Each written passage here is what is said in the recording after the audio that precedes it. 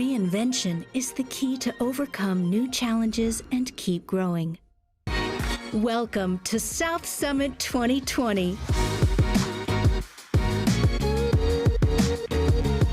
A new networking platform with a revolutionary live TV format to access and connect from any device, anytime, and anywhere.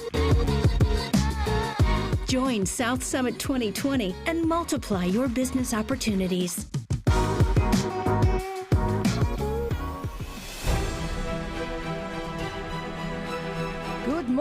Good morning, and welcome to our second day at South Summit 2020. For those of you who weren't here yesterday, my name is Helena, and we are in sunny Madrid. This year, though, we are more global and connected than ever, as we are broadcasting from New York, Singapore, Buenos Aires, Milan, London, Barcelona, San Francisco. As you can see, to infinity and beyond. I am thrilled to be your host on this beautiful South Summit set to bring you the mobility and smart infrastructure track, hosted by Ferrovial. Ferrovial, as many of you know, is one of the world-leading infrastructure operators and municipal services companies committed to developing sustainable solutions. Also, Ferrovial is something much more to us here at South Summit. It's our friend and it's been our dear partner since the beginning, throughout so many years. So, thank you, Ferrovial, for making it possible. Today, we will be taking a look about and talking a lot about mobility. And before we dive into this intense program, we have prepared, well, let me tell you about mobility.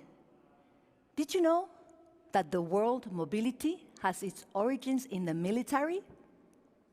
Yes. Mobility was the ability to move weapons or units to a specific target. The greatest example of mobility was Napoleon's ill-fated invasion of Russia in 1812. The world's largest army, around 600 soldiers, advanced on Moscow, but only 4,000 would make it back. They were let down by logistics. The army required a long and complicated supply chain that was impossible to maintain. So there you go. Well, we couldn't start this mobility and smart infrastructure track in a better way than with our first guest. A man who, along with his two co-founders, managed to create Hong Kong's first unicorn technology company. Gogoban was founded in 2013. With their savings, it was around 20,000 Hong Kong dollars, with approximately 2,000 euros, whilst they subsisted on Happy Meals from McDonald's. They established a sprawling online logistics and freight operation in hundreds of cities in 6 Asian markets. As a short-distance logistics platform, it counts more than 180,000 registered van and truck drivers, if I'm not mistaken, on its mobile application. No wonder he has been named one of the 30 under 30 Asian leaders in manufacturing and energy by Forbes magazine. It is a real pleasure to start the day with Reeve Kwan. Hello, Reeve. How are you? Lovely to see you. Lovely to see you, Reeve. Thank you for joining us. Where are you joining us from? Hong Kong? My pleasure. Yeah, my pleasure to join you. Excellent. Reeve, thank you for being with us today in South Summit to start the day. We have a lot of questions for you, but we don't have much time for many, so let me just go first one or two, let's see how we're doing with time. Tell us, Reeve, what are the challenges in being multi-regional? Are there more similarities than differences between cities and regions? You are, I believe, in 300 cities in Asia, Southeast Asia. Yeah. I think for each market that we go to, I think we do have a challenges of localizing the specific way to transport their goods around the city. So basically, each market we go into, we need to do a lot of market research. We need to understand how the usual logistics, how they work, how the user behavior, how they transport, what kind of vehicles they are using, any kind of special requirement that each user or the drivers are using. So we need to do some extensive research before we go into the market. And after we head into market, we talk to a lot of customers, understand their needs, and then keep localizing our product to really fit their needs and go from there. Okay, was it easy to replicate then the model in the different markets? You just had a standard and then just replicate it, or it was case by case in a way? To easily understand, we can duplicate some of it, replicate with a really basic function. But when you go to, let's say, vehicle types, because each country or each market will have different type of vehicles. Some use lorries, some use vans, some may use tricycles, some may use bikes. So a lot of different kind of vehicle types we need to tailor-made, and then all the extra requirements, right? Some markets may need you to carry up to the door. Some market you can drop it to the doorstep. So a lot of like this kind of localization that we need to do. Okay, I'm sure a lot of our viewers are wondering the same question. How do you compete with the big guys, the Amazons, the DHL, and others that are in Southeast Asia area? What is your secret sauce? So our service level is compared to them is a little bit different. While maybe DHL or Amazon, they are focusing like supply chain, the full from end to end. Our target customer will be some small and medium corporates or even individuals, and then we're focusing on like same day and instant delivery, which the big guys are not really focusing on. So this is our edge to focusing on this niche market, and then actually this niche market is going bigger because the e-commerce is actually going bigger and bigger. A lot of like in Asia, a lot of like different platforms or let's say Facebook sellers, Instagram sellers, they to do a lot of like local logistics. So in this part, we can actually help and then deliver more efficiency and more fast. Okay, that's pretty clear. Tell us, Reeve, tell us a secret for any of the potential entrepreneurs that are watching or are into the logistics and want to discover the untapped existing opportunities in logistics in your area, in Southeast Asia, in the Asian Pacific area. Tell us, what's missing?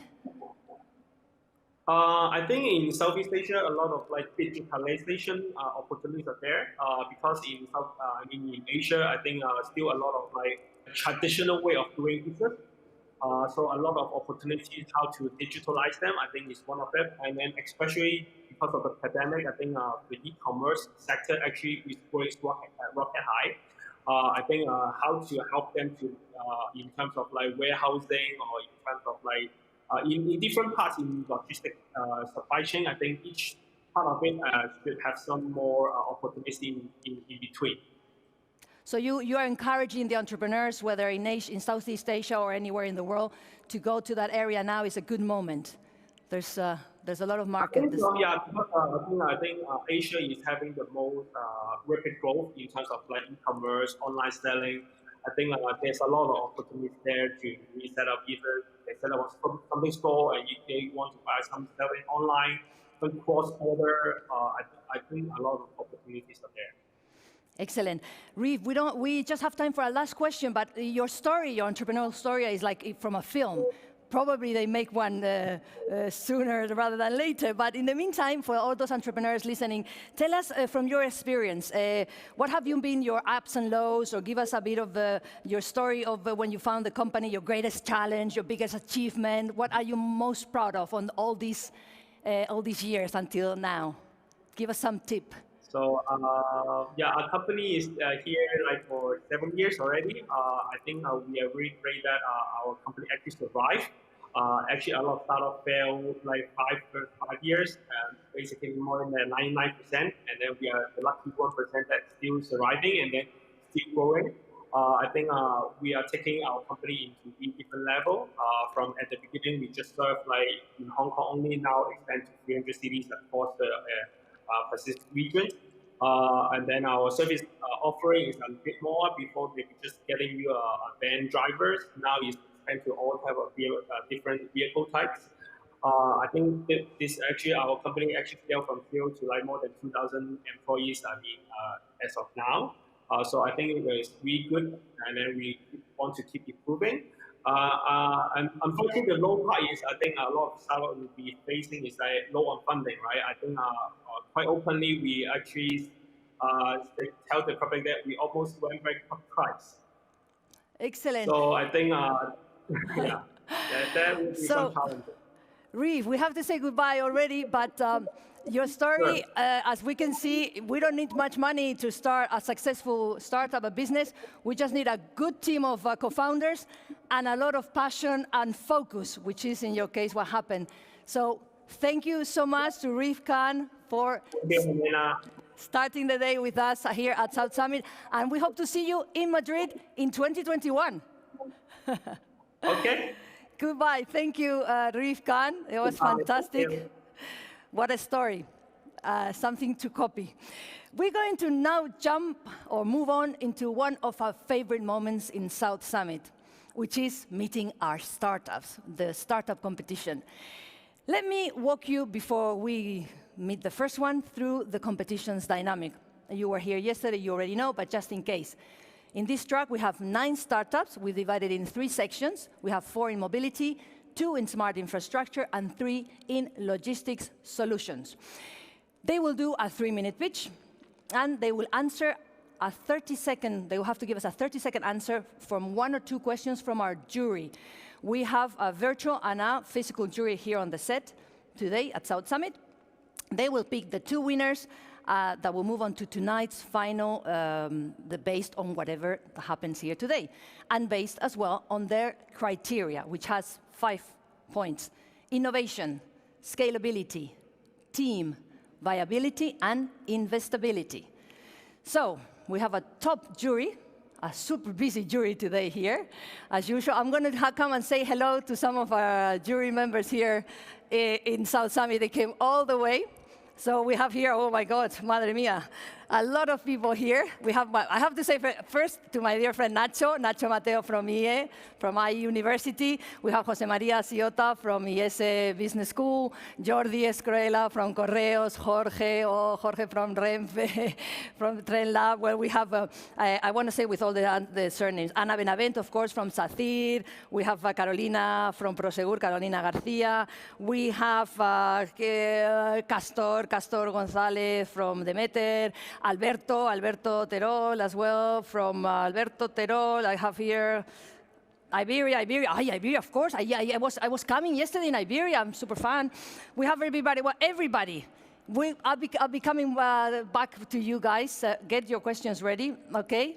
Lovely to have you. Thank you so much for coming. Some of you are always here. Well, of course, the IE University and Correos, Renfe. Thank you. Thank you, guys, Acir, Prosegur. OK, let's come to this side, because we have a full house today. Before we jump into our first startup, let me come and say hello to some of our virtual jury. We call it the virtual jury. And we have here some friends as well from our partners. I see Nabil from DHL. And we have as well, what else? We have Silvia Mendez from ANL, Adrian Talbot from Ferrovial. You can say hello to the camera. Say hello to the camera. We have a lot of friends here. We'll be introducing you as we go along, OK? Smile, lovely smiles. Thank you, Nabil. I'll introduce you as we go along during the track. Get your questions ready, your ears open, because we're going to start with our first pitch of the day. And I'm going to come here to join you. Are you ready? Are you ready? Are you ready? Yes, I say yes. OK. So here we go with our first startup in the mobility section. 100 years ago, if you were lucky enough to own a car, it was most likely a Model T. Of course, cars today are much safer, faster, and more comfortable. But it's remarkable how little the driving experience has evolved since then. The basic controls are largely the same. Well, come with me, because our next startup wants to completely overhaul driving by the use of mixed reality, combining actual driving, the driving sensation, with virtual ones to create an enhanced experience. Are you ready? We're going to say hello to Andrei Gobilinski, the CEO of Apostera. Hello, my name is Gobilinski. I'm a CEO, co-founder company called Apostera. Myself and the core team, we used to work more than 10 years in navigation, and we realized that the navigation experience hasn't been changed for the last 10 years. Today, you still need to compare the picture, the one that you see in front of the vehicle, and another one is on navigation screen. And it's not only about inconveniences that you can actually take a wrong turn, but it's all about car accidents. That there are actually 300,000 car accidents in UK alone. So we decided to bring into the game mixed reality when we merge the physical world and the real and the digital one, and therefore provide information, clear information for the driver to make a decision. We're addressing three key pillars in the car. It's AR heads-up display, rear seat entertainment, and in-vehicle infotainment system. And this functionality is not only about the luxury vehicles, also about entry cars and mid-segment cars.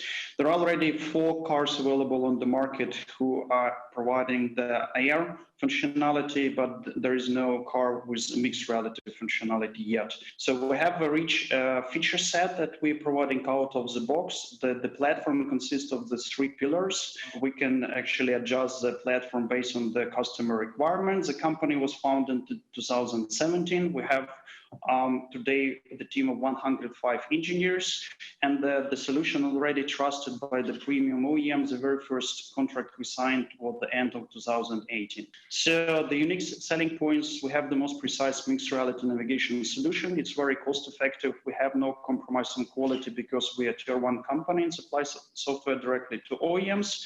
We work directly with OEMs as well as tier 1s like AR, hardware manufacturer and navigation suppliers. We have a very good revenue pipeline and already managed to generate around 10 million euros with only 2 million raised up to date of funding. And we're asking for the $5 million USD right now to finance our new project. We have a very experienced team who knows not only how to develop the solution, but also how to bring it to production. And yes, so as a summary, we are with the tier 1 company providing mixed reality solution for automotive and work with OEMs and navigation suppliers and AR heads-up manufacturers. Thank you very much for the attention. Excellent. That was Andrei Gobilinski from Apostera. I'm going to come here to see what our jury has to say about our first startup. Remember, I need to see your hands up. You're a lot of people, so please make sure you put your hand up if you have a question, so either myself or the production team can see you. Let's see any. We have our friend Nacho Mateo. I know the pressure is on. I'm coming here to see the jury at the South Summit at La Nave in Madrid. Nacho Mateo, and then as well we have, I think, Carolina, Ana. Perfect. Andrei, thank you for the presentation. Fantastic. You mentioned that you were looking for an investment round of 5 million for a new project, but can you give us more information for what are you looking for the investment for? Actually, in particular, we are talking about the expansion of our market, and we are going to launch an office in North America, and for this particular, we need this investment. Okay, thank you. You happy with that, Nacho? More or less. More or less. You didn't sound very convinced. Go ahead. We have Ana from Prosegur. Yes. Sorry, Ana Benavent from Sacyr. Yeah, it's more a technical question. Can you implement this system in any type of car, or you need a special screen or a special glass to do that? I mean, in my car bought last year, can I use this technology? Yes, actually we work with OEMs directly, meaning that of course it requires tight integration into the vehicle, but we are architecture agnostic, meaning that we can bring our software in any kind of the vehicle, depending on the sensors, depending on the equipment that you can have in the vehicle, we can enable the different features. But in principle, we can bring in our technology in any vehicle. It is true. You happy with that, Anna? I believe we have no more time, although we don't have more time, I'm sorry. I see some hands up there in the jury, virtual jury, but keep them for the next startup. You have to be very quick, because we have like 2, 4, 6, 8, 9 people here, plus all of you there, so first come, first served. Okay, we're gonna move on. This is TV, guys, so we're going to jump into our second conversation of the day. We're moving from the co-founder of Hong Kong's first unicorn to the founder of Spain's first unicorn. Today, I must be walking on a rainbow. Oh, la, la. A man with a mission. He's smiling, I can see. You liked that, didn't you? A man with a mission to make cities more habitable, where traveling is more comfortable and less pollutant. So he thought, what if we paid for the use of the vehicle instead of paying for the vehicle itself? And so, Cabify was born. That was in 2011. A lot has happened since. Let's talk about it with Cabify CEO Juan de Antonio. Juan, are you there? Hey. Hello. Great Juan, to be here again. It's lovely to see you. You know, you are a dear friend of South Summit. Every year we see you running around here, La Nave, either with friends, talking, so we miss you. Where are you now? I'm actually in Madrid. Okay. It's a pleasure to virtually be here this time. Excellent. You know, every time I take a Cabify, I think of you, and it's quite often. So, Juan, let me start jumping to our first question. We have a lot of questions for you, but let's see how we do, okay? We have to talk about COVID-19. Of course, you've been affected, and you've talked about it in several interviews lately. How has the COVID-19 changed the movement of people and goods in cities, and what scalable solutions will create a more sustainable urban mobility system, which is your dear mission, as I was saying? Yeah, so I mean, during the pandemic, in many cities, we've had lockdowns, and during the lockdowns, you could go out on the street and do certain things, and you would notice that there would be the traffic, the typical traffic of cities wasn't there anymore. And you could actually enjoy, for those few minutes that you had available to be on the street, you could enjoy the city more. The reality is that 70 to 80% of our cities, of the space of our cities, is reserved for private vehicles, and that doesn't make a lot of sense. So, I mean, out of a crisis, out of a pandemic, positive changes can emerge. And I'm sure we can leverage those learnings to rethink our cities and to start to make them more habitable for its citizens. We're starting to see many more people using bicycles, cities creating more bike lanes. So our hope is that we learn from this, and as opposed to using more private vehicles, we find more sustainable ways to move around the city. Okay, Juan, so in that sense, as I was asking Riv before, from his experience, to give us some tips to new entrepreneurs or entrepreneurs that are actually in this track, in this sector, how, in case of the Spanish startups or any startup, but what are the opportunities that you would tell them, or that if you started again, you would jump into right now at this time towards that goal, towards that sustainability, and that, what are the opportunities that you see? I mean, change generates opportunities, and now people preferences are changing. Now we worry more about safety, we worry more about security, attributes that a while ago maybe were not that relevant in some decisions. So I would urge entrepreneurs to look at how people's needs are changing and react quickly to them and adapt. If you keep on doing the same thing that you were doing and ignore the changes in the environment, you're going to miss on a lot of opportunities. Recently, I mean, talking about our company, we decided to support this transition towards a more sustainable way of moving around cities, and support the launch of a business that revolves around owning bicycles and making sure that you can use your bicycle in a city. So never stop innovating and reacting to the changes, because that's when you have your advantage is that you can move faster than big companies. So try to leverage that and react quickly. Well, I think we're doing pretty well in the world, in the entrepreneurial ecosystem in general, and in Spain in particular, because you remember 10 years ago, how were the startups then? Well, I started 10 years ago, and that's another story. But how do you think things have changed, and how innovative have startups been on these 10 years, moving faster, always innovating? What are the difference from those 10 years ago, let's say, till now? What do you see?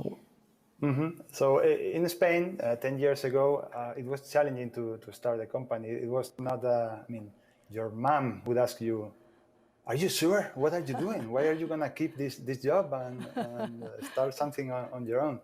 And the situation now is different. There are, I mean, people feel proud of having friends who have started a company.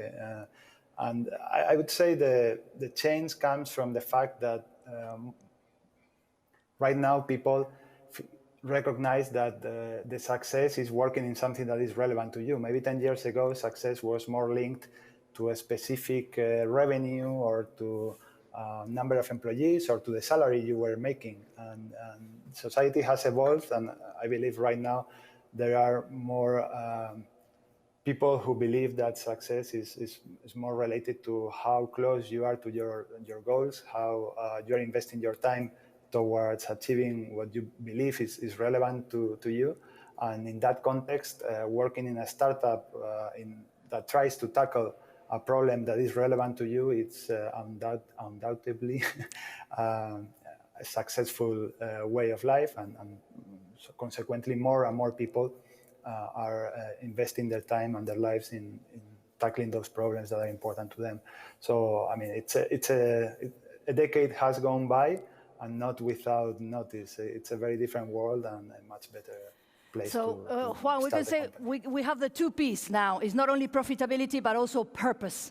And I believe Cabify has had these two P's all the way, more now than before. So, Juan, all best of luck. We keep fighting there. We hope to see you around these corridors in La Nave in South Summit soon, at least in 2021. And in the meantime, we all take Cabify. So big kiss to Juan de Antonio, dear friend from Cabify. Thank you, Juan de Antonio. We have to continue with the program. There's no rest, I know. And we're going to go into our second startup, the second startup of the day. We're going to talk about cars again. And of course, this is the track. The electric car is soon to be known simply as the car. We've all been driving one. It's just a question of when. No, we all will. When? We don't know. Because we all have that unpleasant feeling of, running out of battery. It's happened with our mobile phones, the anxiety of trying to find a charge point. Well, suffer no more.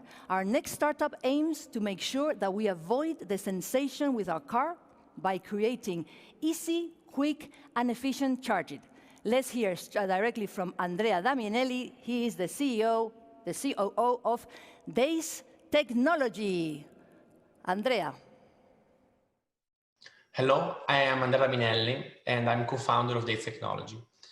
Today, we'll try to explain you our main project. In Days Technology, we are focused in the automotive field, and we know that in the future, the four main mega trends in automotive industry will be electric vehicles, connected vehicles, shared mobility, and autonomous driving. Our project is strongly related with two of them, autonomous driving and electric cars. Which problem you want to solve? I don't know if you ever tried to charge an electric car. You have this long, heavy, and very often dirty cable that you have to remove from the car, connect it to the car, pull it to the charging station, and connect it to the charging station. When the car is charged, everything backward. This thing every day, and sometimes more times than one time in a day. DatePlug is our solution to this problem. DatePlug completely eliminates the cable. How it's working? In this video, I will show you how it's working. The system is made of two parts: an off-board unit that stays on the floor of the garage, and an onboard unit that you have to install under the car. When the car is parked, the system starts looking for the connector under the car. It aligns itself, so you can also park not precisely, and it connects, creating a real connection. It's not a wireless system. It's an automatic conductive charger. So the comparison between the other technology, the cable, of course, the cable is not automatic. You need to handle the cable. You can forget about connecting the cable. And with the cable, you have encumbrance around the garage. You have the cable around, it can be dangerous. So the plug is automatic, it's like an inductive charger, but why is different from an inductive charger? Because with the plug, you can park not precisely. The system is automatically correcting the parking. It's much more efficient. It can go high power, and it doesn't have dangerous magnetic field around the garage. Our current situation is that we are starting a collaboration with an Italian car maker to have our system on series car by the end of 2022. Our next step will be to have a standard of this system, and we would like to reach other car makers. Our team, we are 14 people. We are mainly a technical team, but we are also focused in industrial process, and we are approaching right now the marketing area. This is our partner, NLX, Engie, and Daminelli is a family company supporting us in the industry area. Thank you very much. Thank you to Andrea Daminelli. He is from Italy, and we had a startup from Germany, a startup from Italy. We're going to walk here to the virtual jury. Yes, you can see me coming. I am coming. Oh, we have a question here, I believe. Kei Shimada from IBM. Whenever you're ready, we're going to fly you to ask your question straight to Andrea. Come on with me. Whenever we see you here, Kei, there you are. There we go. I see my face now. Good. Yes, 1 second. Okay. Andrea, remember you have 30 seconds to answer the question. Okay? No pressure. Ready, Kei, whenever you're ready. Okay. This is a fantastic idea. I was just wondering how easy the installation is in the garage, and what happens when you need a repair and take it out of the garage. How costly is it? If you're talking about the installation of the ground unit, is absolutely easy. It's designed to not be fixed on the garage. It's just plug and play. You place it on the floor of the garage and connect it to the power supply, and it's working. It can be costly, the reparation, because you have to send, of course, the device. But it's exactly like a washing machine or any domestic electronic machine that you have in your house. It's the same. Excellent. Thank you, Andrea. Time was up. Thank you for that question, Kei. I'm going to come back here to our... Thank you. You happy with that, Kei? I'm always happy.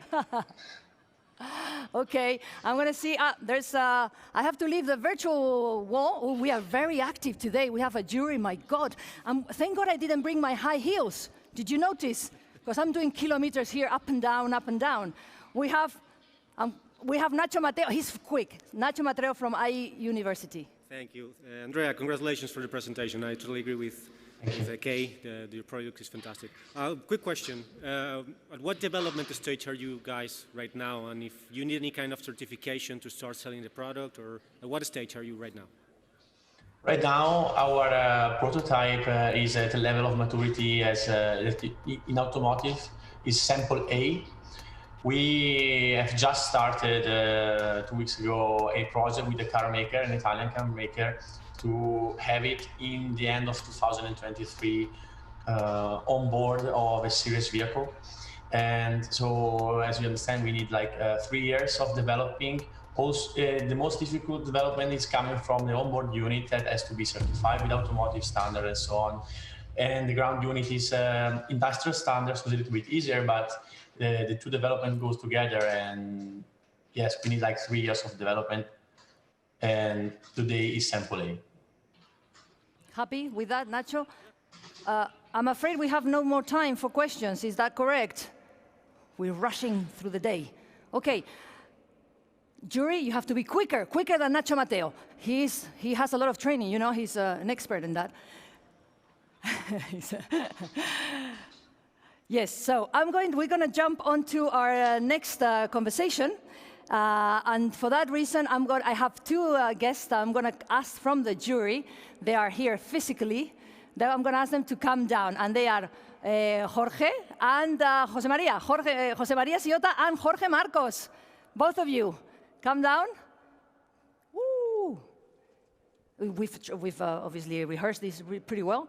Once they come, I'm going to tell you who they are. You all know them, but we have Jose Maria Ciota. He's the Executive Director at IESE Business School Entrepreneurship and Innovation Center, and a designated expert on corporate venturing at the European Commission and World Economic Forum.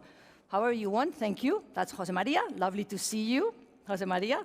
For Jose Maria, we always have him in the jury, talking, he does everything. And of course, Jorge Marcos, he's the head of innovation at Renfe, the leading railway operation in Spain. Everybody knows Renfe because it's the, we all love the trains in Spain. He has launched Tren Lab.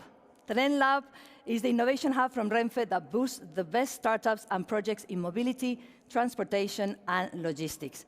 He's also an expert in innovation and management of technological products. And they're both friends of South Summit, personal friends. We're always in these events together. So I'm so happy to have you both here. Congratulations on what you've done, Tren Lab. I even bought my bag with the Tren Lab. I have to show you, with the logo and everything.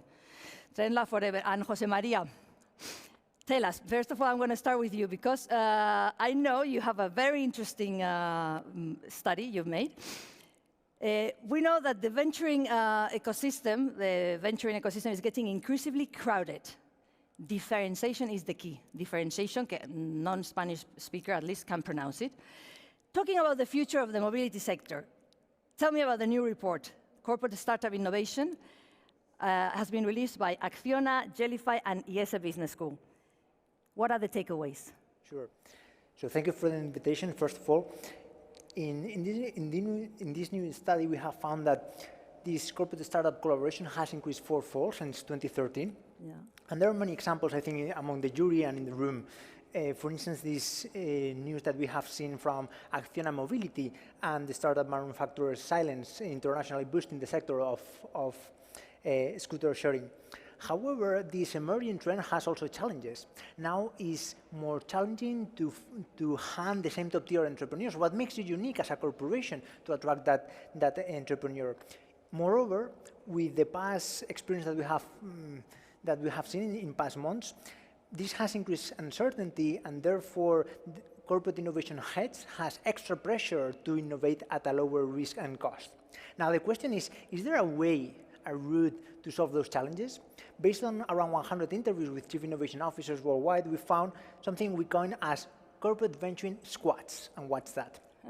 For instance, what Volvo and Ericsson and a few other corporations are doing in Sweden. Join different corporations in different sectors or in the same value chain, teaming up to work with entrepreneurs. In this case, for instance, they can reduce the cost of the proof of concept, sharing with the other partners, also the risk, but while improving the value proposition. Now you can share, for instance, expertise in different parts of the value chain. So I would say, in conclusion of the study, if you're a corporate innovation officer, try to team up with other corporations to not only improve your value proposition, but also innovate at a lower risk and at a lower cost. Excellent. And these are the enables. There's this word enables that appears all the time. So tell us what enables is. The connection is the connection between the startup and the corporate, yeah? Sure. So usually when we are chief innovation officers and we think on how to improve this collaboration with the startups, and happy to also hear other thoughts, usually we think on consultant firms. What we found in the study is that deal flow and other type of mechanisms are getting democratized. And now it's not only the role of consulting firms, but also private accelerators, venture capital firms, business angels, embassies, and more. So this enabler is any institution or person that can improve, boost, enhance that collaboration between the corporation and the startup. Excellent. I love it, enable. You will tell us later where we can download this report. It's free, and we can all read it. But I'm going to go with Jorge. Tell us about Tren Lab, our dear Tren Lab. Come on, I know everything about, almost everything. Tell us about Tren Lab. Since the launch in 2018, what are the results, and what are your plans for the future? Yeah, it's a pleasure to be here with you, Elena, and Maria, sharing this conversation. And thank you to the organization for the invitation. Yes, there has been 2 very intense years of work at Tren Lab since we launched it here at the South Summit 2018. And in this time, we have made 3 calls for startups and accelerated 12 startups. We had pretty good response from the ecosystem because we received from more than 800 registered startups. And it was difficult to select these 12, but it's a very personalized program in which we collaborate very strongly with the startup. So we have to dedicate our resources to very few of them. And during these years, we have made pilots and proof of concepts with the startups, but we want more. We have been, let's say, we're satisfied with the collaboration, but we want more to go deeper and to strengthen our relationship. And we are enhancing our call, or the model of relationship with the startup in order to be able to commercialize the products together or to work commercially with them. And we hope to launch this new model in the coming months in the 4th call that we are preparing right now. When is that 4th call? For the end of the year? Is this confidential information? I'll call you to tell you. We don't know. He doesn't want to say. Jorge, just tell us, what are you looking for? You want more? What is it? Maybe somebody's listening and say, well, that's me. He's talking about me. Tell me in 3 words, what are you looking for? We want more of what? What type of? We have launched always challenges related with our sector, with our activity, obviously, transport, mobility, logistics, and with focus on digitalization. So okay. So that would be your dream. Our headline, yes. As we say, the Carta a los Reyes Magos, they say our Christmas present will be digitalization. Yeah, we're looking for startups that you say, wow. Wow. We're looking for surprise. Okay, there you know the surprise. Jose Maria, just tell us where we can read this fantastic study, the report. Where can we download it? Sure. So this study with Acciona, Jellyfy, and ESA, you can download just Googling corporate venturing ecosystems. Okay. First slot. First, it's easy, it's there, it's new. So I want to say thank you to both Jose Maria and Jorge. Send a big kiss to Telmo Perez and all the team in innovation in Acciona as well. And of course to Tren Lab and all the team, Inés Oliveira at Guaira Telefónica, because they work together. So thank you, Jose Maria, the ESA, and Renfe Tren Lab for coming. Go back to your jury because your job hasn't finished. You're not done yet.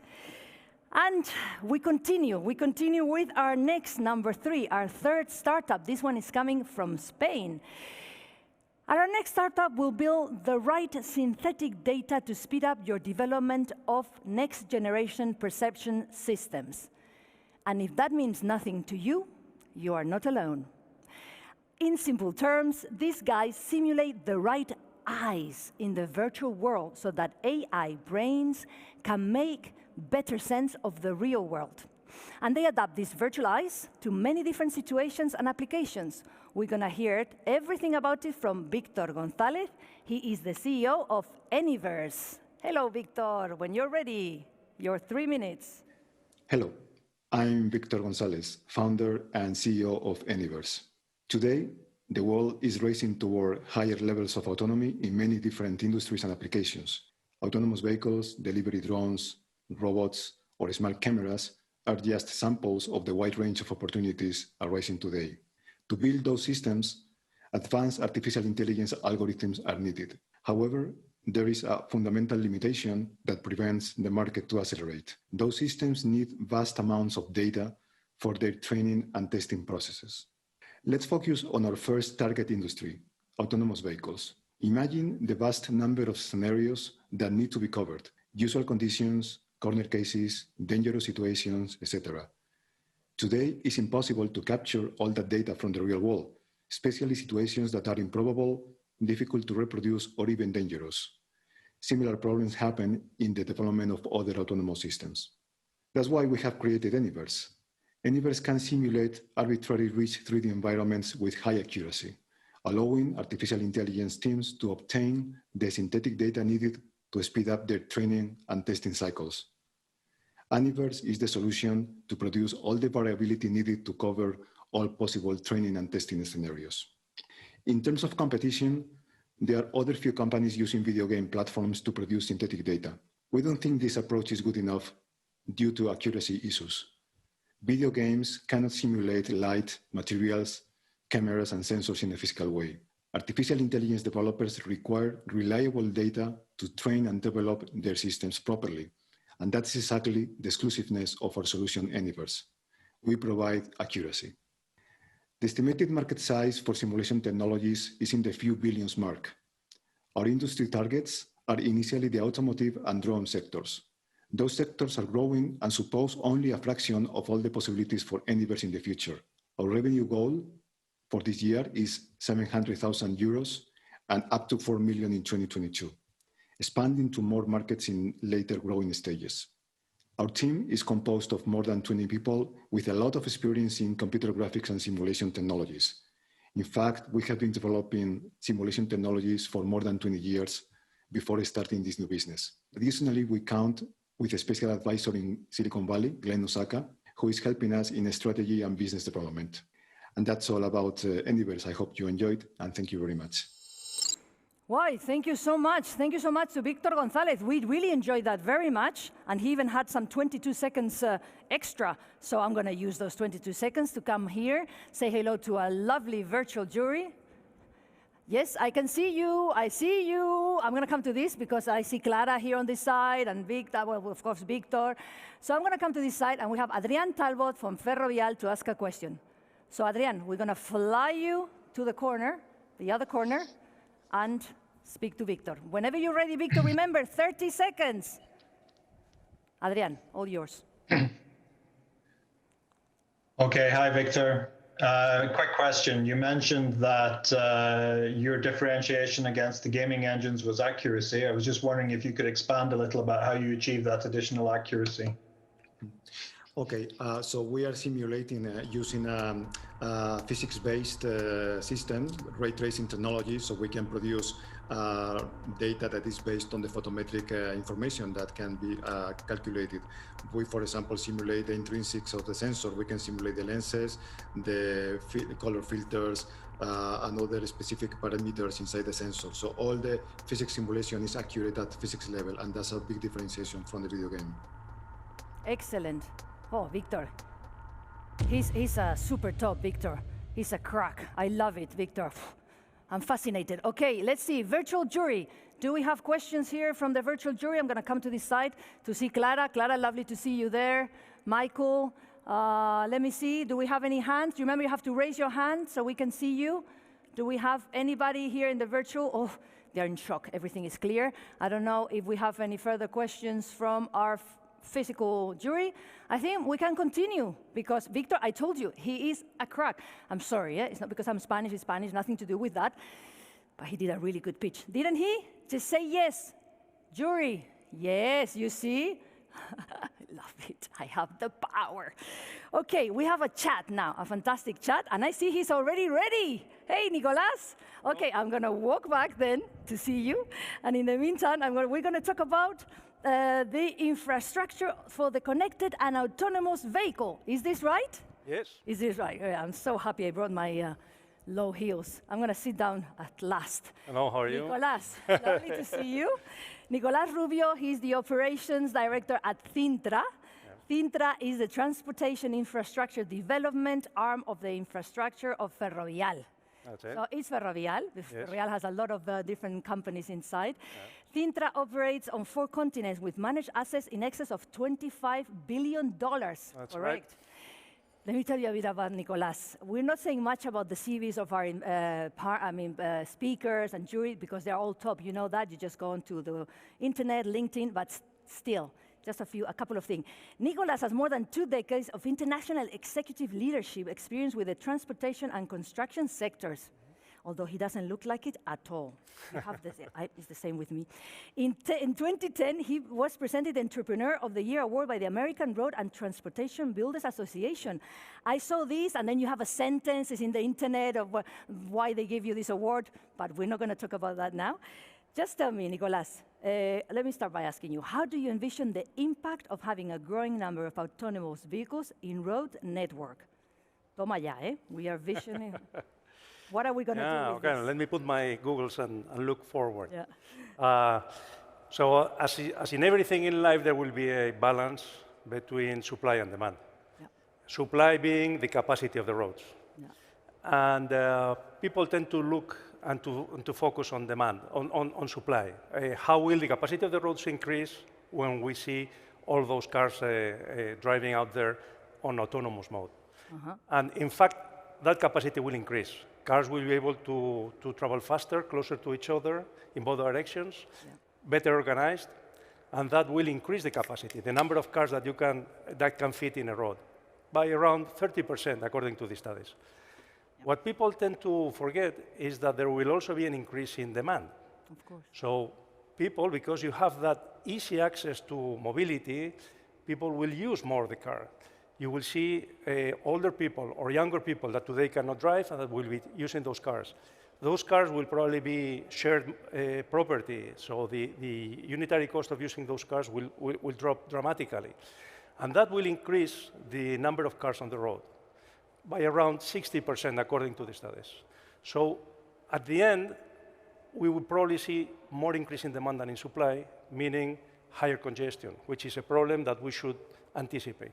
And how? Well, now what are we doing to mitigate the negative impact? Yeah, well, before you get there, everything I said is the final picture. Okay. When you see 100% of autonomous cars in the road. To get there, we need to start little by little introducing autonomous cars in a flow of conventional vehicles. And that will not help capacity. So let me say, in other words, the problem in the coming 20 years is going to be bigger than the problem after 20 years. Okay? How can we manage that? How can we address those problems? Well, on the one hand side... We have to be very short, Nicolas, because this is TV and you know. Give us the bullet. It's very easy. Give us... And without safety, there will be no autonomous cars out there. You are never going to be driving your car if you have an autonomous car by you and it's not safe. So safety can only be assured by infrastructure. Infrastructure-supported technology that will help. Second, those cars will have to be coordinated. We will need some kind of software that will help all those cars traveling together, and that will increase capacity. So that's the brief. So this is very good news for Cintra and Ferrovial, then. That's very good news for everyone. Yes.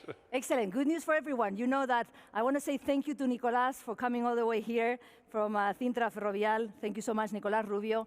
And stay with us because we continue. Pleasure. Thank you. Thank you. See you soon. Thank you to Ferrovial and Cintra, of course. And we continue with our fourth startup of this track. And let me ask you a question. Can you imagine traveling at 1,000 kilometers an hour inside a vacuum-filled tube?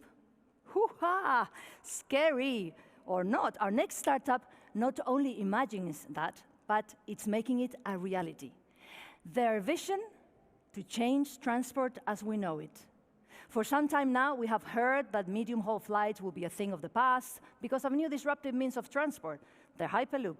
Well, our next startup has built the first prototype in Spain and has a mission to lead the European development of Hyperloop systems. It sounds like science fiction, but sometimes the only difference between science and science fiction is time. So welcome to the future of transport. To tell us more about it, we have with us Luis Navarro, the CEO of Cellulose. Hello, Luis. Welcome. Good afternoon, everybody. My name is Luis Navarro. I'm the Chief Operating Officer at Cellulose Hyperloop. Welcome to the future of long-distance transportation. Hyperloop calls for the fifth mean of transport and consists on a vehicle that levitates and travels through a tube where the air has been previously extracted. We can reach ultra-high speeds up to 1,000 kilometers per hour with a very low energy consumption. Hyperloop will be released in the next decade. Why? Because it's a lever to decarbonize our economy. Transport is one of our main pollutants, and Hyperloop can substitute polluting alternative means of transport in order to bring a zero emissions transport system. Socio-demographic changes such as the overpopulation of cities will demand new mobility means, and Hyperloop is a good solution to connect cities center to center. Hyperloop will be labeled as a green investment, and this is something quite attractive for governments and also for private funds. So we'll have a good access to funds to support and to finance future projects. Also today, we have technologies available that we can reach and we can incorporate it into our development. And this is something that will accelerate definitely the path to market of our system. Now, let me tell you something about Cellulose Hyperloop. Well, we have a clear idea. We want to connect the world in a matter of minutes.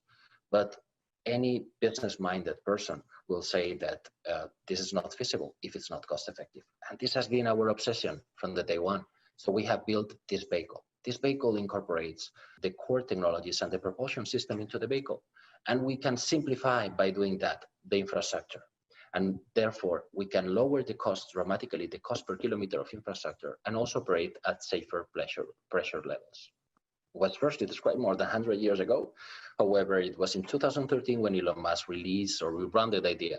From that time, we are 6 companies in the race to develop Hyperloop, and we can lead the path to the market by means of bringing this unique solution that has the potential to dramatically cut the cost. The day of tomorrow, we will be the vehicle OEM. We will sell vehicles, Hyperloop vehicles, and we will partner with infrastructure developers and other operators to sell turnkey solutions to government and our clients, connecting regions and not only cities. 2030, we will be market ready. Next year, we will start building our 1/3 scale prototype test track in order to develop the technologies that are needed to reach the market. Also, we are progressing with the standardization, and we are now working with the European Commission to reach or to be aligned with this future regulation of the system. We are 30 people supported by 20 engineers from Altran. That means 50 people working day and night in this development. Join us. Welcome to the future of mobility. This is Cellulose Hyperloop. Wow, now you saw it, the future of transportation, connecting the world in minutes, Cellulose. So I'm coming here to our, I can see some hands, Shall we go with a virtual jury then? Adrian, yes, Adrian Talbot forms the Ferrovial. Adrian has you broke the ice and you have nobody to stop you now. Go ahead, Adrian. We're gonna fly you to the small screen, or the big screen for you. Whenever you're ready, Adrian, and remember, Luis, 30 seconds to answer. Hi, Luis. Very quickly, obviously the technology is maturing and there is a limited regulation framework in place at the moment, both anywhere in the world. Which would you say is the biggest challenge to achieving your goal of having Hyperloop ready in 2030? Regulation or technology maturity? Thank you very much. I would say a combination of both, but technology is evolving so fast. We can't get some legacy and brilliant technologies coming from the rocket industry that will push very hard the development and accelerate it.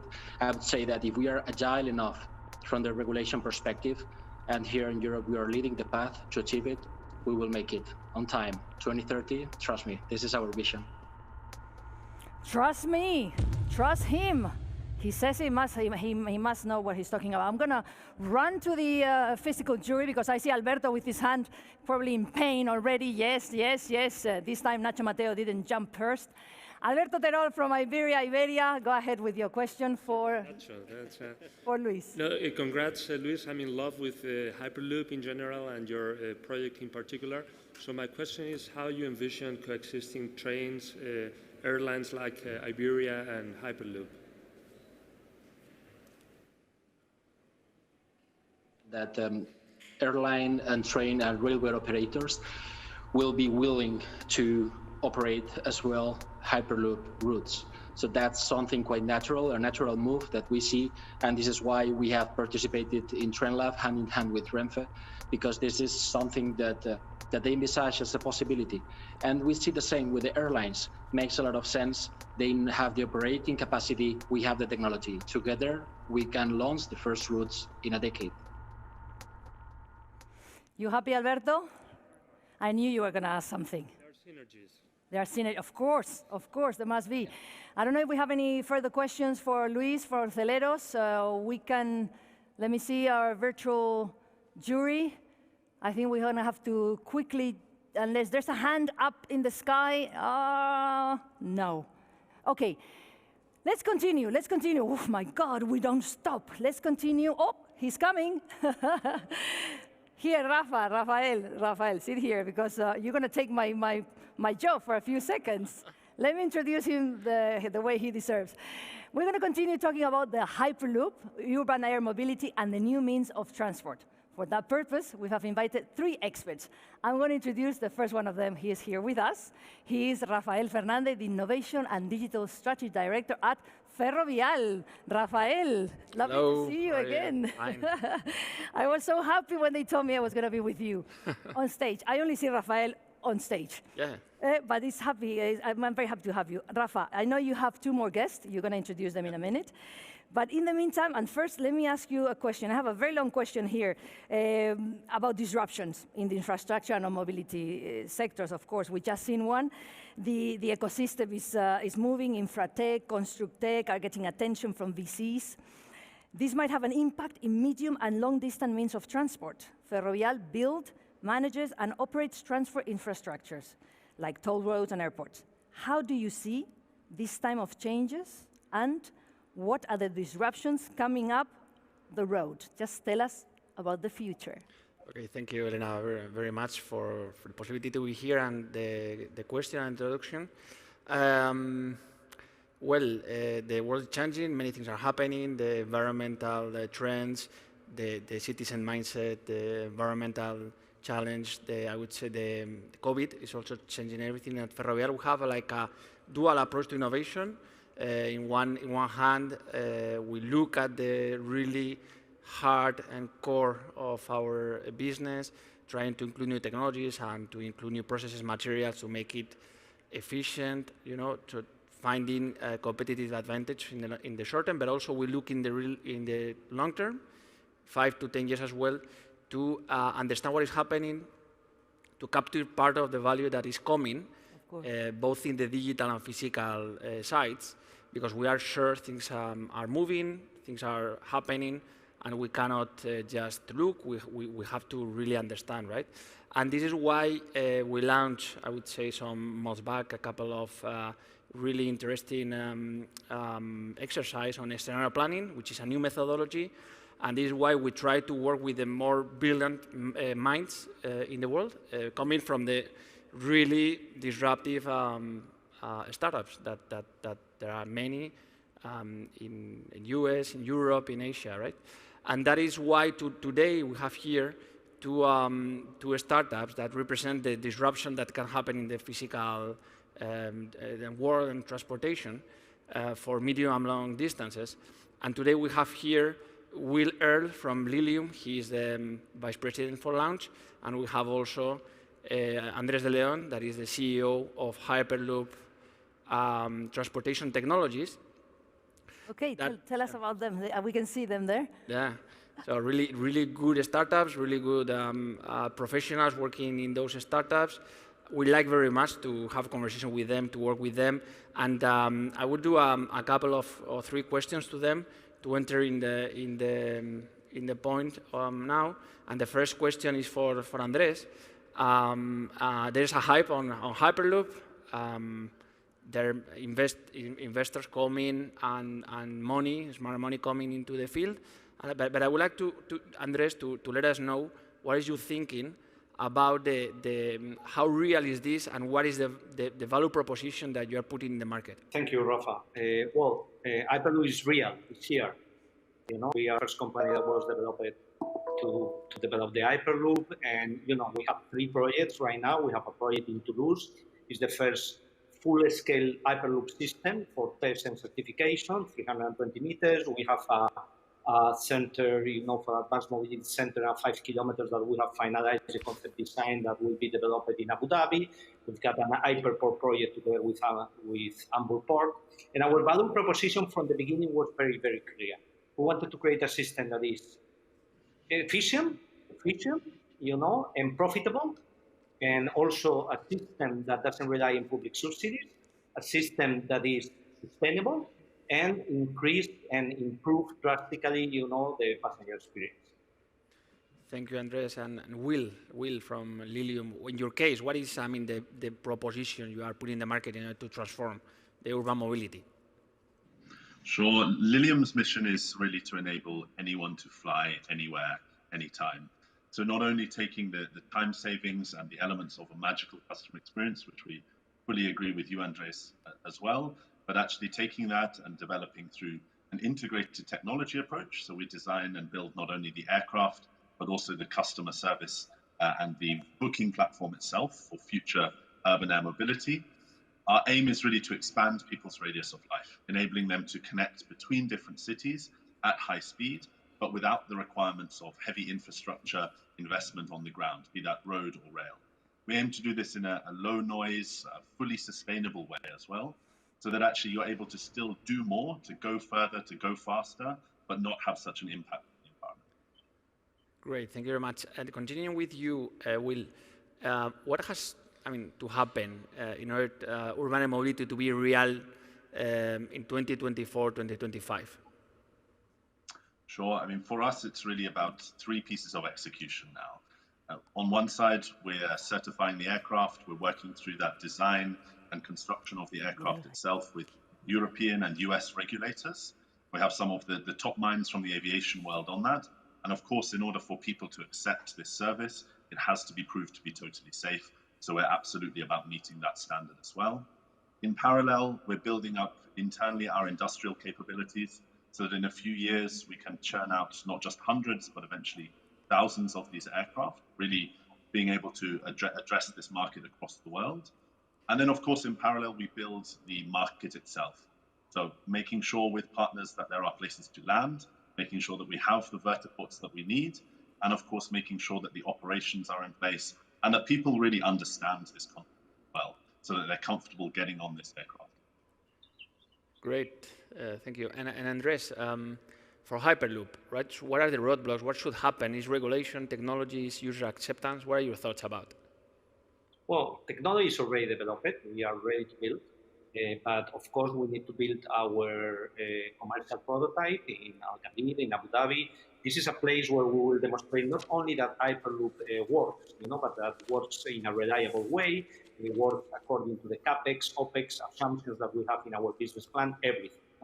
But the most important thing, of course, is regulation. So, a lot of things are happening right now on that, but definitely we need to continue working on developing that regulation. That is the biggest or the biggest question to address right now.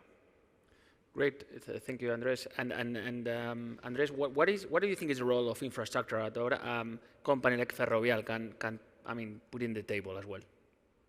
Well, as you know, because we have talked sometimes, we are building the Hyperloop with the idea of being a network straight. Okay, we are building the technology together with our technological partners, and we want to license that technology to accelerate the time to market to the infrastructure companies and to the transportation companies. So the infra companies will be, in our view, the people that will manage the infra part of the system, like today the airports, exactly the same. And they will be selling slots to companies like Renfe, Iberia, or other kind of companies, that wants to be the transportation operator.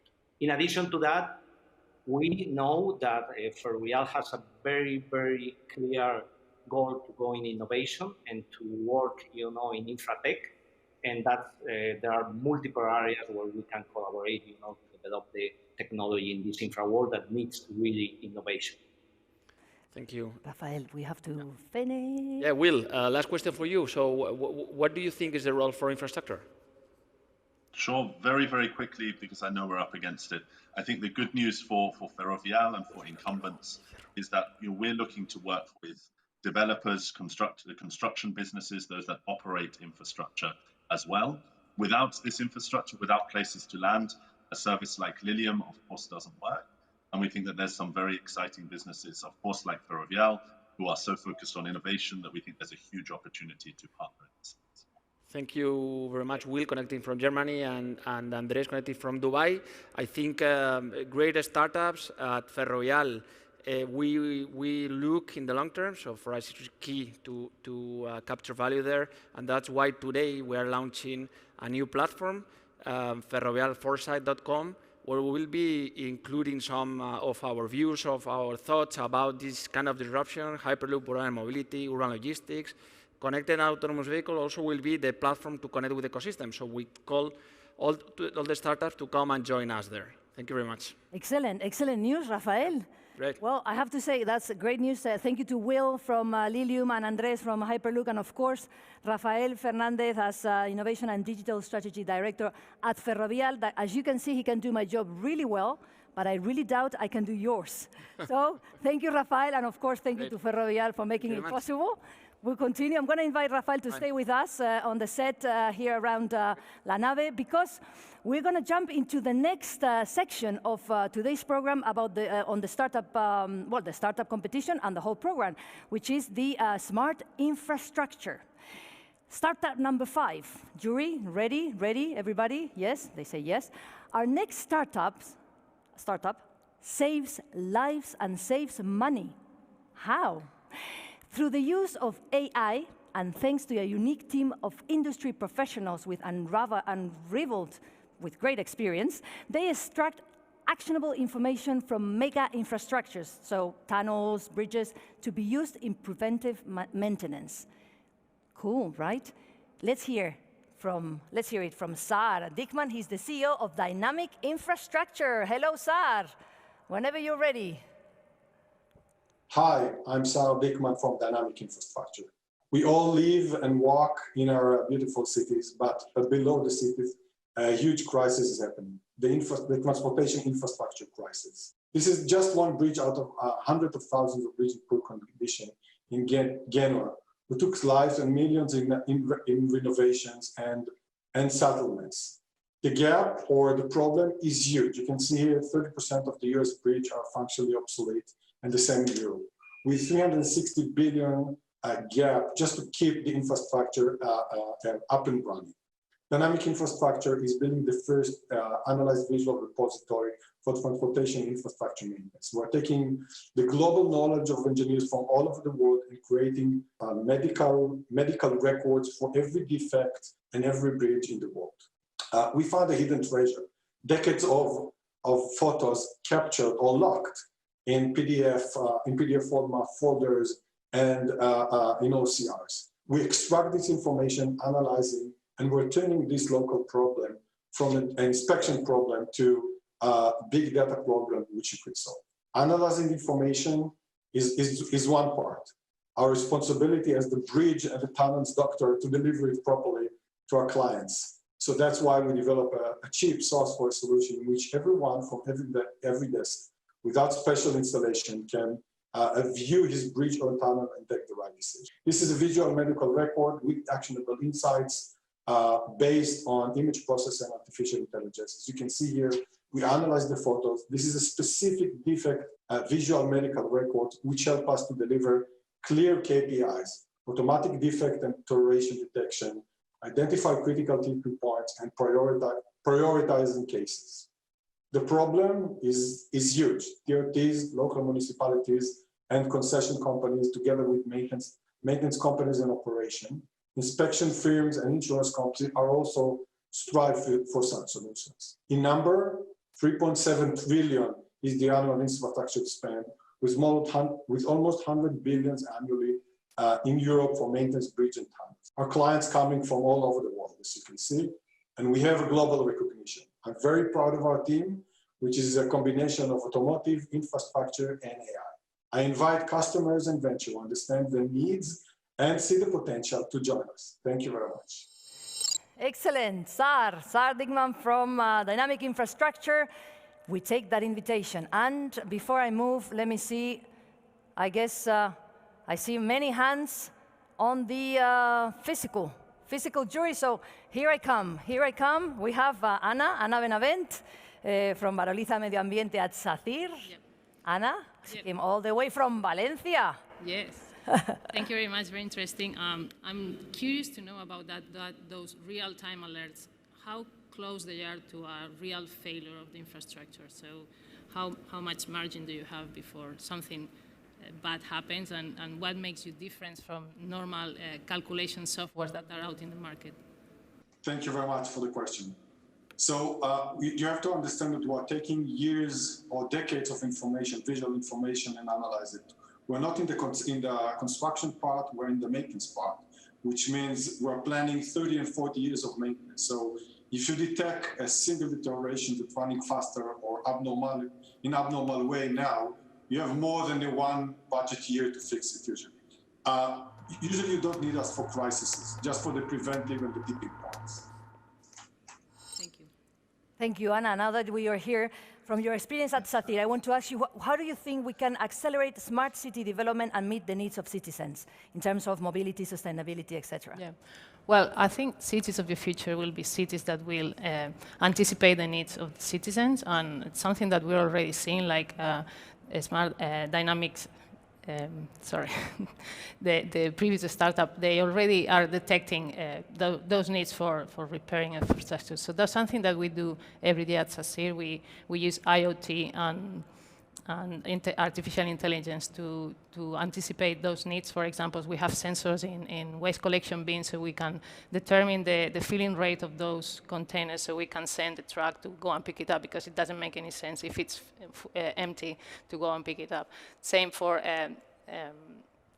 city management decisions. They are based and geared by data. So we use that data to plan all the activities around the city.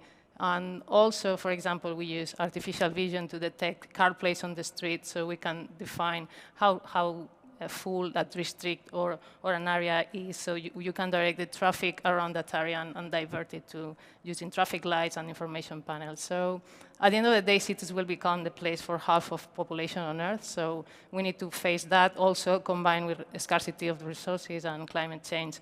I think IoT and artificial intelligence, all those technologies are helping making cities smarter and day-to-day easier for our citizens. So I think it's a good start. It's a good start, but we have a lot of work to do. Huh? It's a fascinating future. Thank you so much. Anna, I'm taking advantage of our jury here to ask questions sometimes, because, you know, they're not just here. Well, I can see Carolina taking notes, and they have this, you know, paper for each startup, and she's filling up. She's done her homework, because I was with her on makeup, and she has all her homework done. I can see you. And we are drinking water, although it looks like... No, it's water. Eh?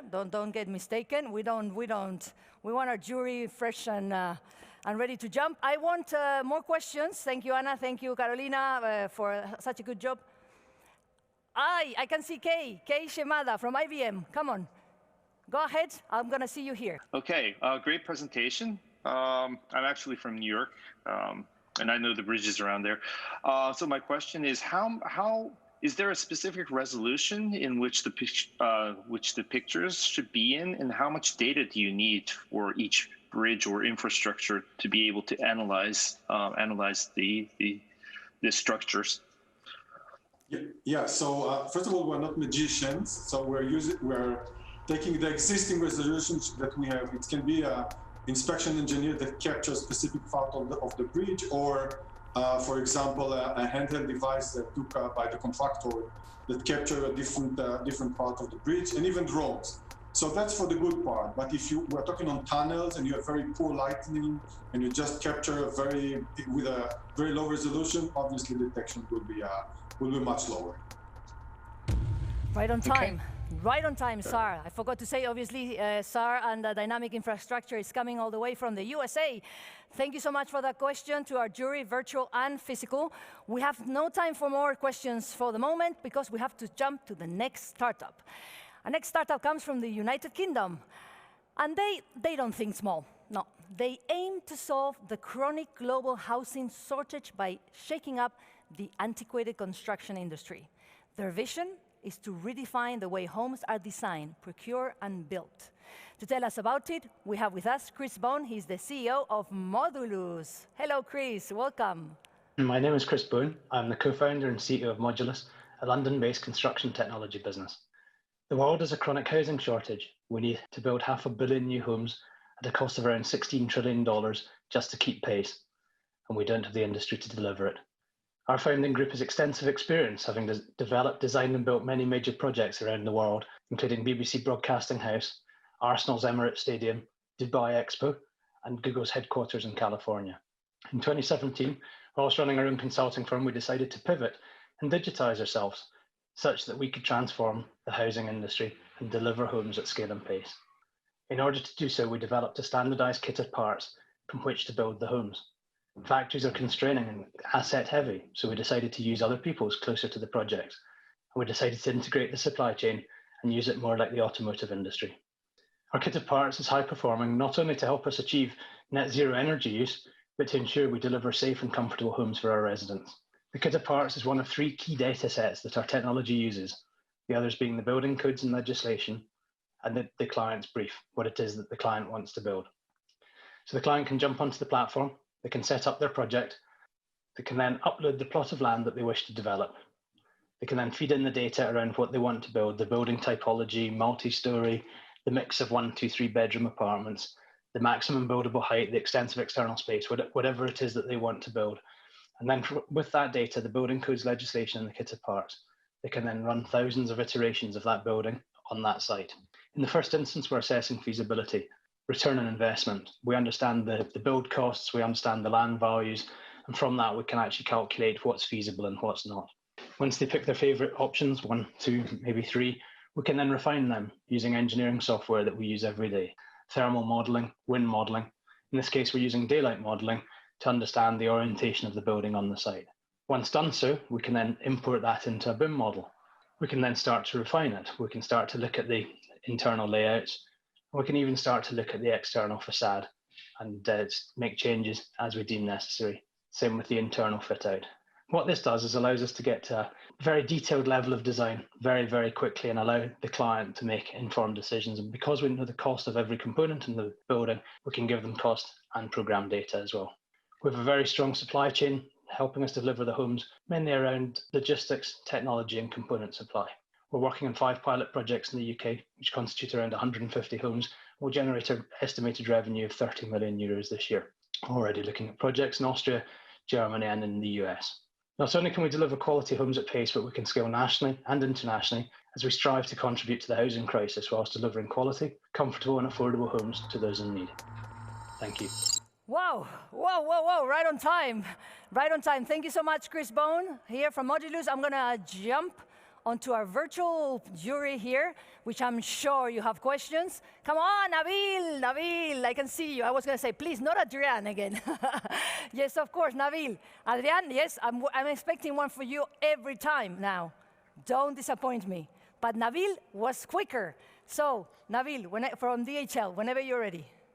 We fly you. I'm gonna stay here. We fly you there. Go ahead, Okay, Nabil. great. Hi, Chris. Great presentation, very interesting. Can you share with us a bit around the focus of the company? So you talked a lot about residential real estate. There's a huge transformation going on right now because of COVID and the need of repurposing assets with online growth. Can you talk about like warehousing space and how you're looking at that space as well? We are looking at the residential space because that's where we feel there's a demand, but the system can be applied to any other different types of building typologies. Is that what you're asking about? Yes. Yeah, so it can be applied across the whole sector, but we're focusing heavily on the residential piece at the moment because that's where the demand is and the global demand. I'm not sure about that, but we can talk about that later. Well, that's good. Talk about that later is good news, Chris. Okay, I believe there's more questions for Chris. Yes, I can see Castor Gonzalez from Demeter Partners. So I'm coming to see you now. Just, you can go ahead. Your question for Chris. Hello, Chris. Thank you very much for your presentation. I would like you to ask regarding sustainability. Are you taking some action regarding circularity in terms of, for example, integrating a kind of materials passport or something like which could allow you to track all the materials? Yes, we are indeed. The kit of parts has been designed over the last couple of years, and it's been set. We set ourselves very high criteria to meet with the wellness standards. We're driving towards net zero, and as a result, every component and every material is tracked and traced and logged, and may even be blockchained at some point to create records of that material, so that can be then passed on down the line to buyers and tenants and residents in the future. Okay, perfect. Thank you.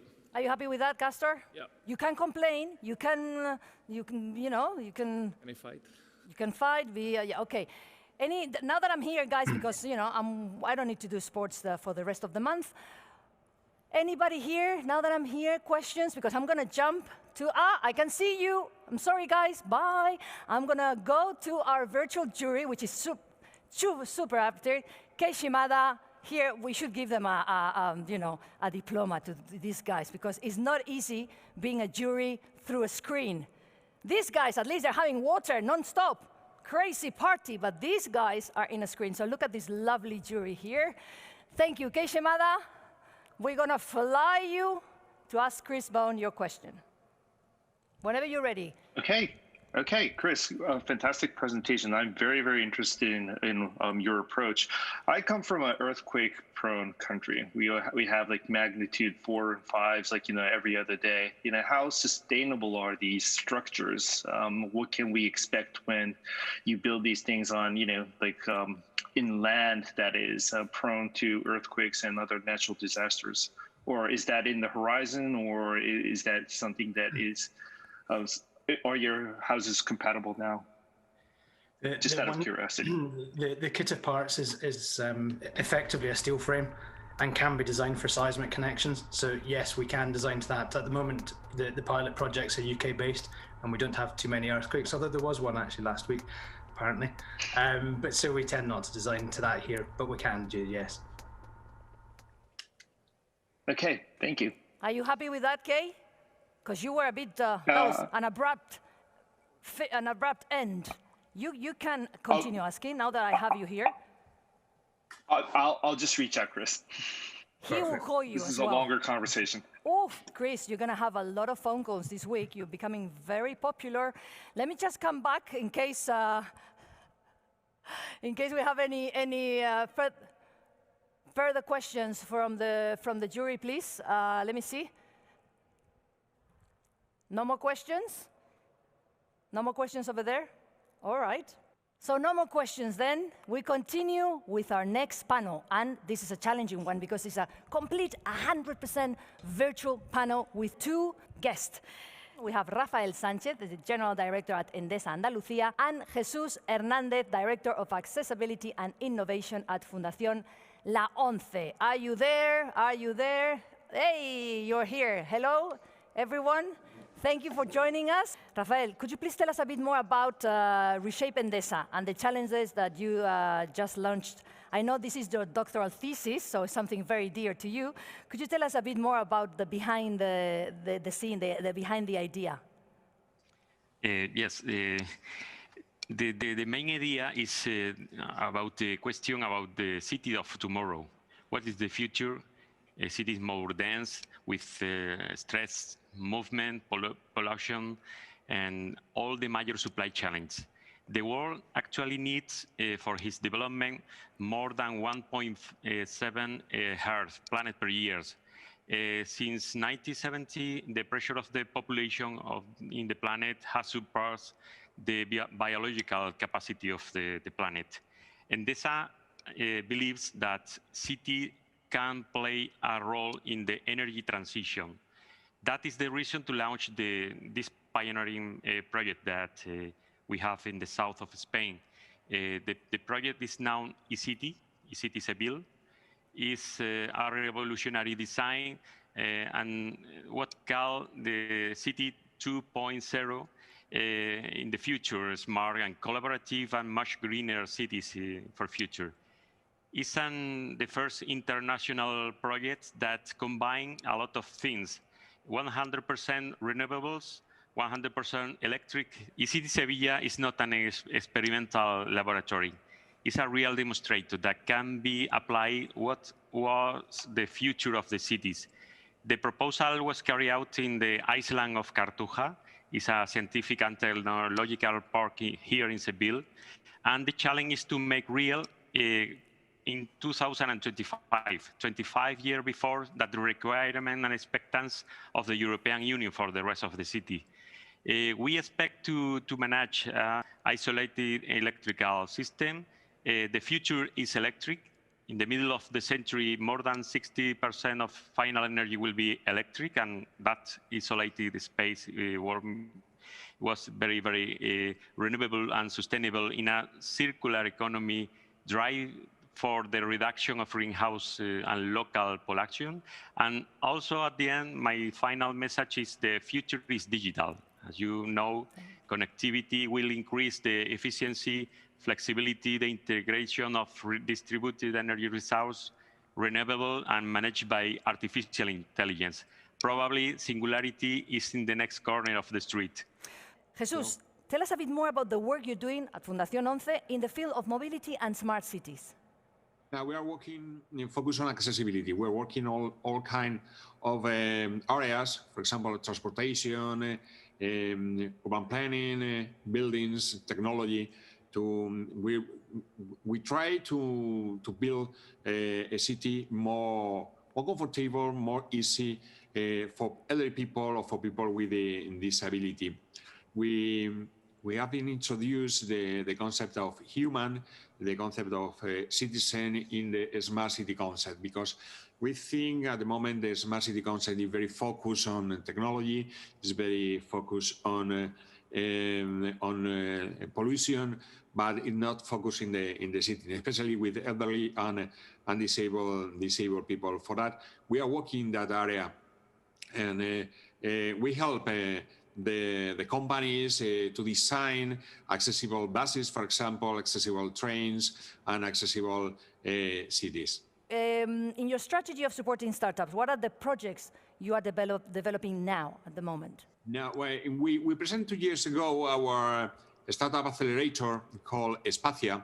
It's a game, it's play with the letters, because it's a space for innovation and accessibility. For that we call Espacia, Space IA, talking about innovation, accessibility, intelligence, artificial inclusion, and we're scouting the startups who are working on projects to develop the quality of life of people with disability and elderly people, and we choose many startups. Now we are working with 12 startups, and we have a vertical track for startups working on smart cities. We have 3 projects working on mobility or working on accessibility. Park for this, which is working on parking, special parks, accessible parking. Blind Explorer, which is working in a project to orientate and guide people with visual impairment, and Companion is another startup who working on helping disabled people, especially intellectually impaired people, to use the public transportation. Wow, congratulations, 12 startups working hard. Thank you. Big kiss. I hope to see you in La Nave in 2021. Thank you for always being there. The future is ours. And the future is ours, but it keeps coming. The time is ticking. So we're jumping onto our last and third section of the day. And in today's track, which is logistics solutions, and no better way to start it than with our next startup, the 7th, if I'm not mistaken. Jury, is it the 7th? Yeah, yes. Nacho Mateo says yes, he probably is tracking it better than me.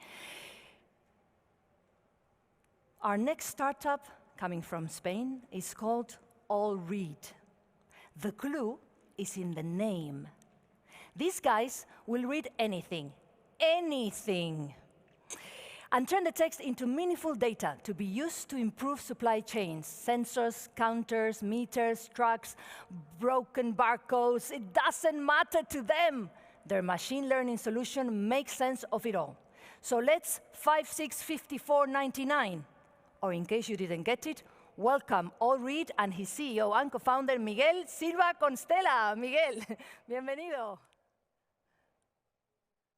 Good day. We are AllRead Machine Learning Technologies, and we are a plug-and-play computer vision software company for smart logistics.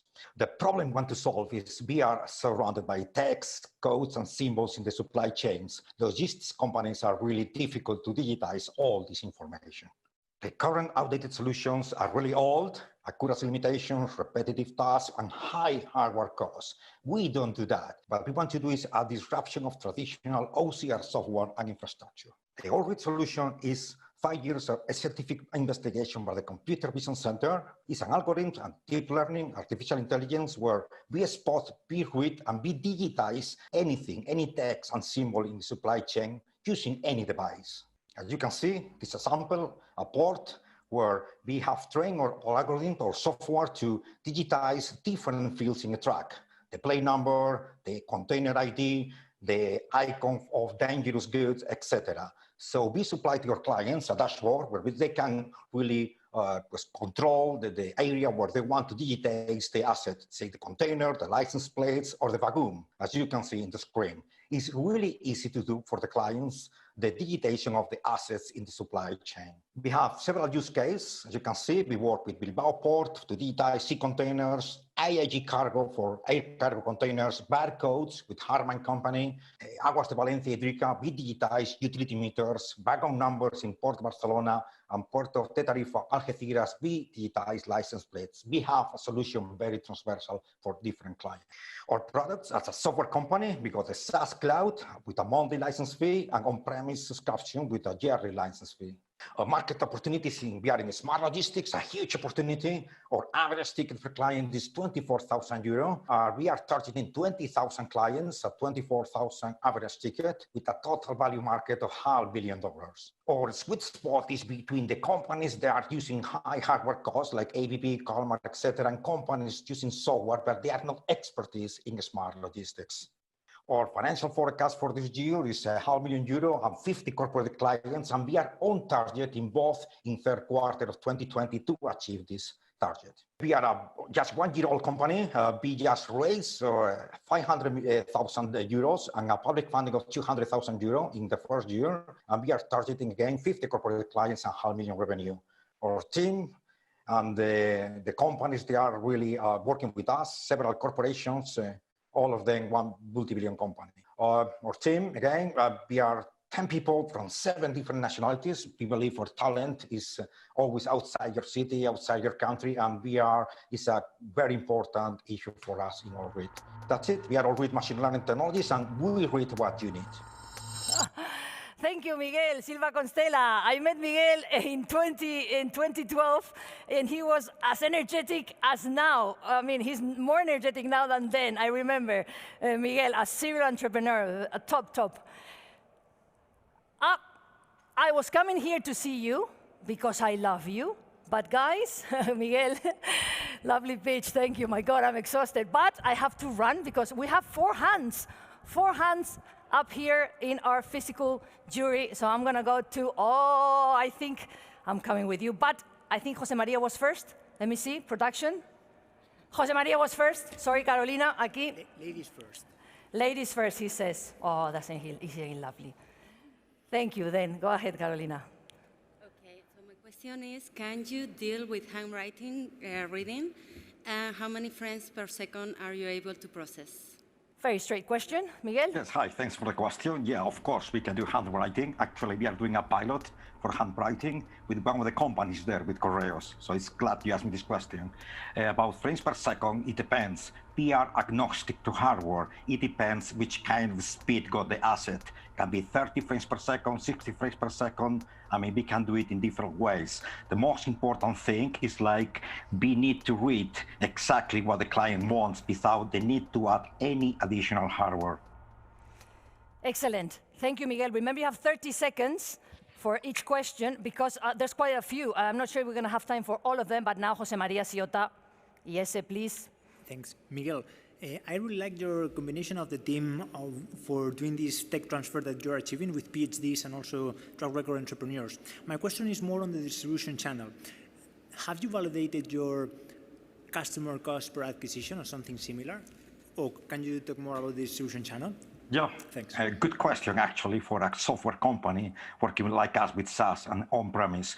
Right now, we are in pilots, in POCs. We are validating technology with the smart ports, with logistics hubs, etc. So the first client always is difficult to acquire, very expensive. But once the technology has been validated there, the cost is going down immediately. As any software company, you escalate very fast, you grow very fast, because the software can be used for several hundred clients.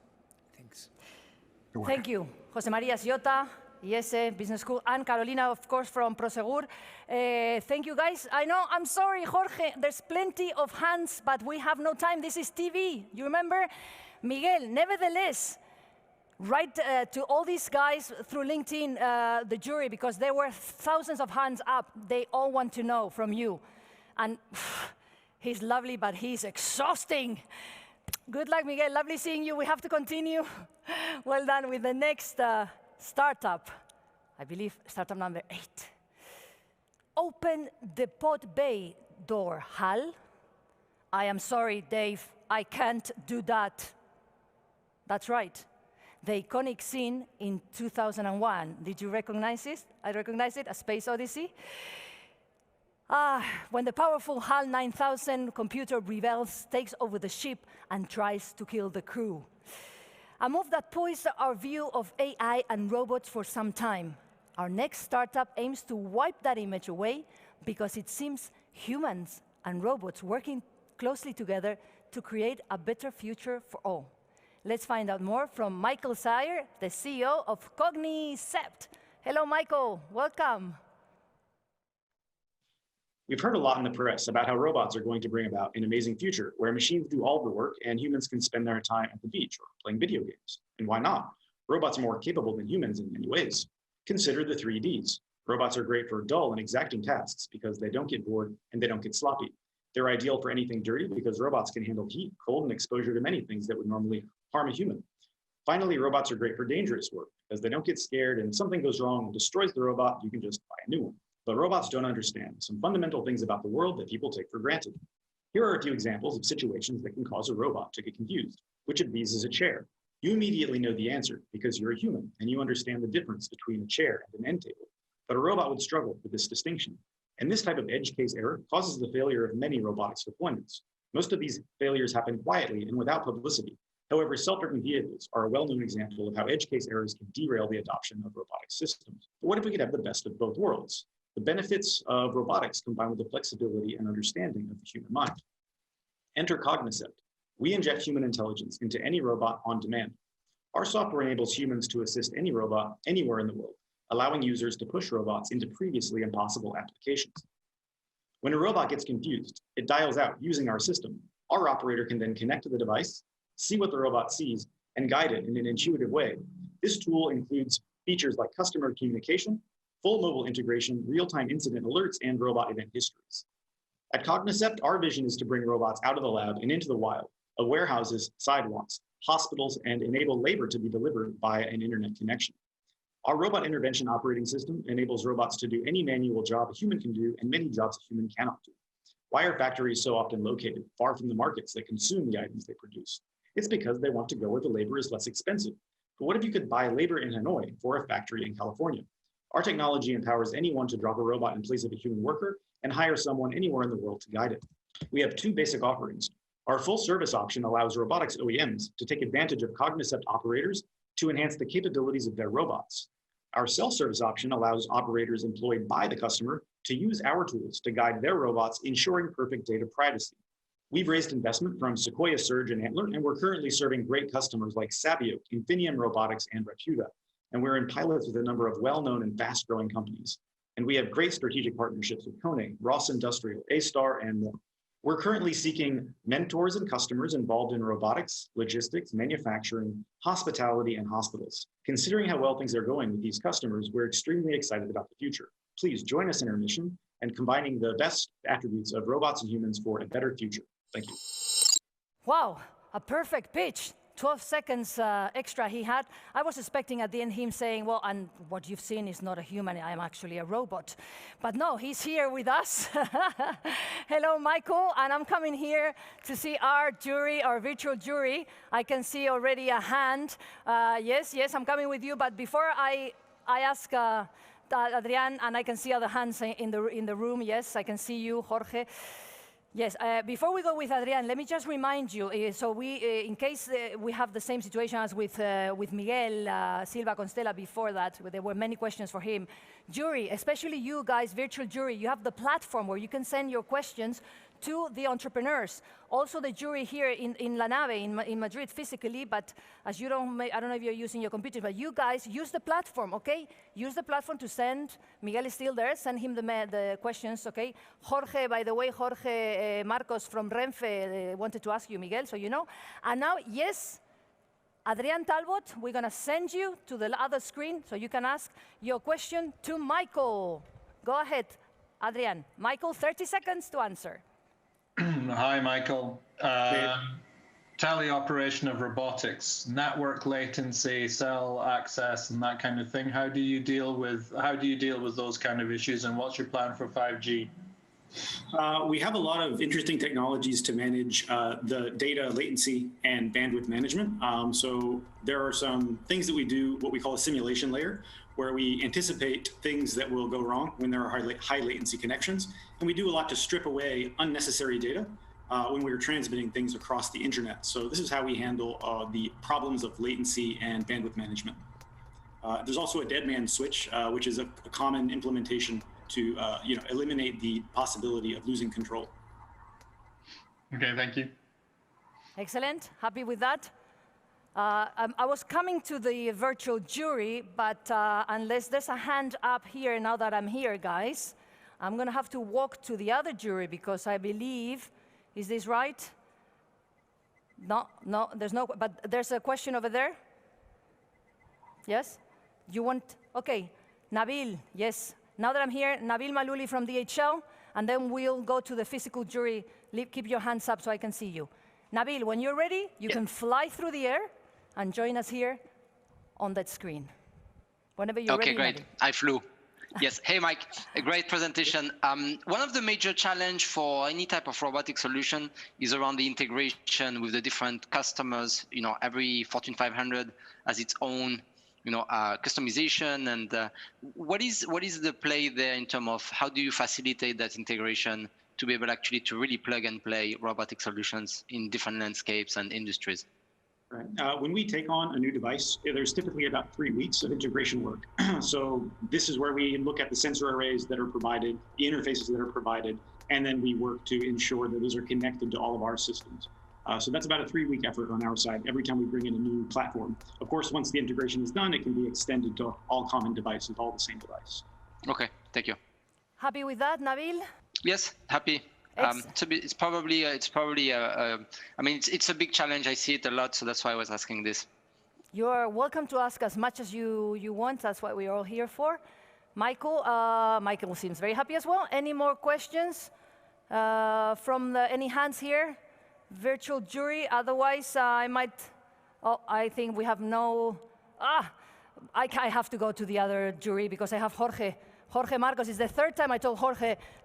I have this, otherwise, and they're not going to let me in Renfe trains anymore, They're going to banish me from, I hate driving. So poor Jorge Marcos has raised his hand 3 times. So now the floor is yours, Jorge. First of all, Michael, congratulations for your presentation.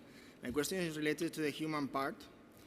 How do you operate the team? How you select the operators? And it's critical for you to make good choices in terms of personnel, and how do you train them, and how many people do you need for your escalation? Yeah, we have different levels of intervention. So the most simple one is essentially using a video game style interface to guide the robot. And for that, we get people that can do simple things like play video games. It's actually a very, I would say, low skill endeavor. The escalation is where we start to get robotics engineers. We sometimes will engage the OEMs. Whenever there are more complex technical problems, then the operator that usually plays the video game will escalate to those experts. The experts will then assess the situation using some of our tools to see if there's anything sort of technically wrong with the robot, and we can solve the problem through this escalation process. Happy, Jorge? Yes. We love you and we love you. Sorry about that. There's no time for more. So, but guys, we haven't finished yet, jury. Things are heating up. Have you seen? Our starters are getting more excited, the jury as well. But we have to jump into our next conversation. We have a conversation with 3 guests, and we have everything here today. Virtual, physical, half and half, 50-50, 60-40, 30-20. So, 3 guests, 2 are coming in virtually, and the other one is here, I believe. So please let me welcome Carolina Garcia Cortes. She's Open Innovation Manager at Prosegur. Here she is. Carolina, where do you want to sit? Hello, here, it's perfect. Excellent. And then we have with us, you know, you've seen them all, Nabil Maluli, VP Global E-Commerce at DHL, and Benigno Herreria, Managing Director at Accenture. They're here, so I'm going to come and join Carolina. Hi, Carolina. Hello. How are you? Let's open the water. I need it. What about you? Well, you've been drinking there. I've seen you taking notes. Yeah, I have finished my can. How do you see the It's great. competition? It's amazing. It's fantastic to see the high quality of the startups and all these arrangements you have made in some short time. I'm not going to ask you who's your favorite. I'm not allowed. It's noted. I know, I can see you. You know, she's doing her homework. She came with the homework done. But you're enjoying, you're thrilled. Sure. We haven't finished. Let me ask first our 2 guests visually, because they have the hardest job. You're here, we're enjoying lovely water and being together in La Nave. But let me first go to Nabil, if you wish. He's here, Nabil, who's doing double job, everybody here. You know, speakers, jury, everything. Nabil, from DHL, but you know about everything, because I've seen your CV and it's so long, I'm not going to say anything about it. Just look into the internet. Tell us how COVID has changed, in your opinion, the mobility and logistics industry. You know a lot about that. What is your experience in these past months? Yeah, so I think when we look at the industry and when we look across all the major clients we work with, I think the biggest shift that we are seeing is around the online sales. So everybody is, of course, in lockdown. Everybody had to move into online to purchase, you know, from food to anything else. But what we are seeing is actually most of the categories that were low penetrated have increased significantly, and the categories that were already highly penetrated have also increased. So people are buying more online, and this is not something that's going to disappear. Actually, when you have customers that are purchasing 4 times in a row with a good experience online, they become loyal in 70% of the cases. And that's also something that is a global phenomenon. It's not, you know, something that is specifically to some countries that have had maybe a higher level of pandemic. You see it going from countries with very low impact to countries that had a very, very strong impact in terms of increase. And when we look about online sales, or when we think about this, people think only about the digital aspect, but really where the big shift is really around what is the role of stores in the future? How do you facilitate all these deliveries in infrastructure that are existing today? How do you repurpose infrastructures and warehouses and stores? How do you make the space for all these deliveries, you know, parking? How do you make them more sustainable? Also, it's a big topic as well, obviously, to ensure that even if you have more deliveries to home, actually we don't see a negative impact on sustainability aspect. So this is the biggest thing we see for the moment. Of course, there are many impacts, but from a logistics standpoint, the big shift for all industries is online growth in terms of sales. Okay, but in terms, you were talking about the impact. In terms of short and long-term impact, can you tell me a bit of what did you think is the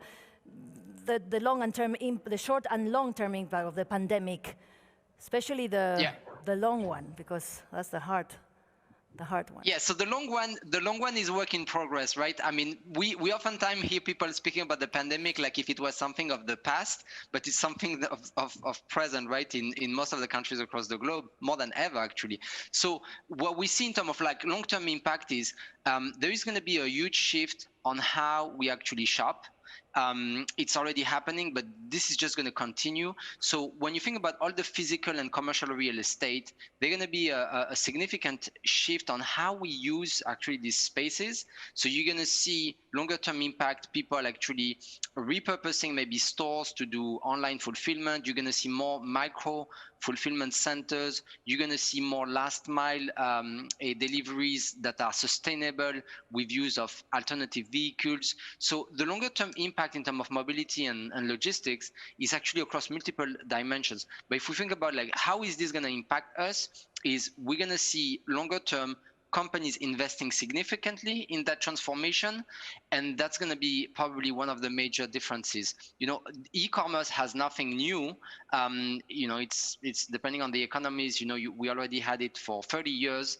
But the major difference we are seeing is that in 3 months we've seen more penetration than in 10 years. Wow. And that's going to be the big play in the longer term in regards to, well, how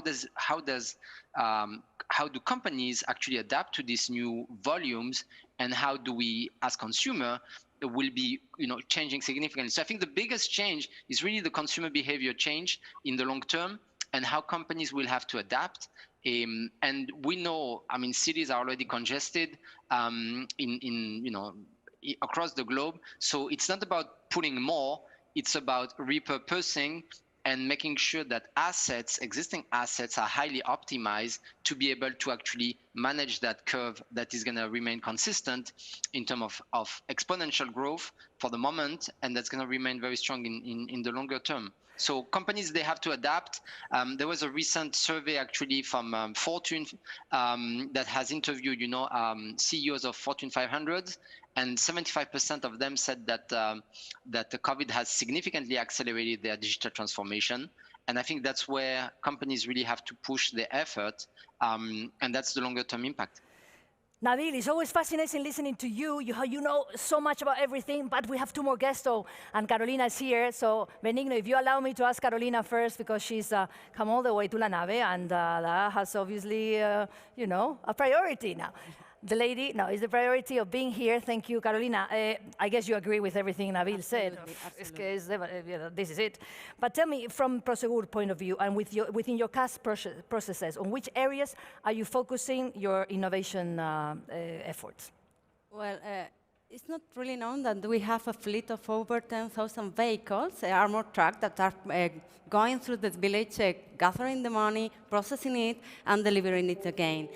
And apart from the big difference that we have money and other type of goods, we think that we can automatize most of the processes that we are carrying out.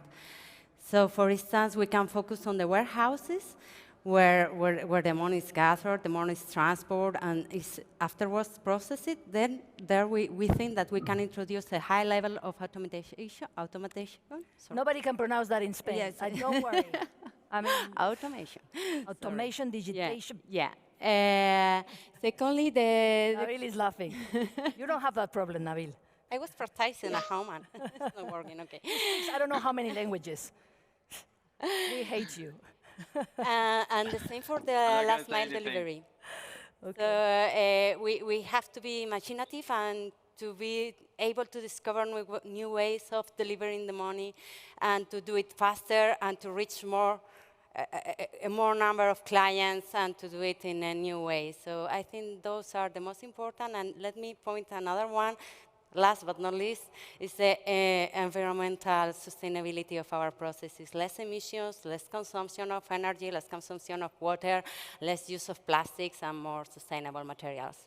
Thank you, Carolina. We have the whole afternoon here. Don't worry, all these people are here for us, so take your time. Listen, I've been asking a lot of our guests about their relationship with startups and how they collaborate. I have to ask you as well, Prosegur, what is your relationship with startups? How would you highlight your collaboration in this sense? We collaborate in a usual manner, but I think that this collaboration has been more intensive in the last months because of the circumstances. So thanks to the collaboration with the startups, we have been able to launch new products to ensure that the workspaces are COVID-free. So we have developed technologies based on artificial vision, monitoring of the use of the spaces, indoor location of the people. We have incorporated the solutions that were of the startups that won the competition, the Open Innovation Competition of Prosegur. And now we have a very varied catalog of products oriented to COVID-free spaces, thanks to those collaborations. Wow, in so little time already. So little time, it has you been see, amazing. when there's a need, startups are quick, and corporates as well. Things are changing. I'm going to come back to you if we have time, Carolina, now that we're here. But let me speak to Benigno. Benigno, he's here from Accenture. Benigno Herreria. Tell us, Benigno, how do you think, well, first of all, thank you for coming through the cyberspace, but how do you think the supply chain sector has reacted to the challenges posed by the crisis? I think the supply chain has always been a sort of a lifeline to humanity in many means, right? And now the COVID-19 health crisis has brought to light the critical need for sort of a resilient supply chain that produces and delivers. So traditionally viewed as a driver of efficiencies and scale within companies, the role of supply chain has evolved in the last couple of years towards a lasting growth and driving the top line of companies. I think capability is key and has come to be a very competitive advantage during the COVID. Companies follow 4 key practices in our opinion. The first one is that they begin with the customer in mind, as you can imagine.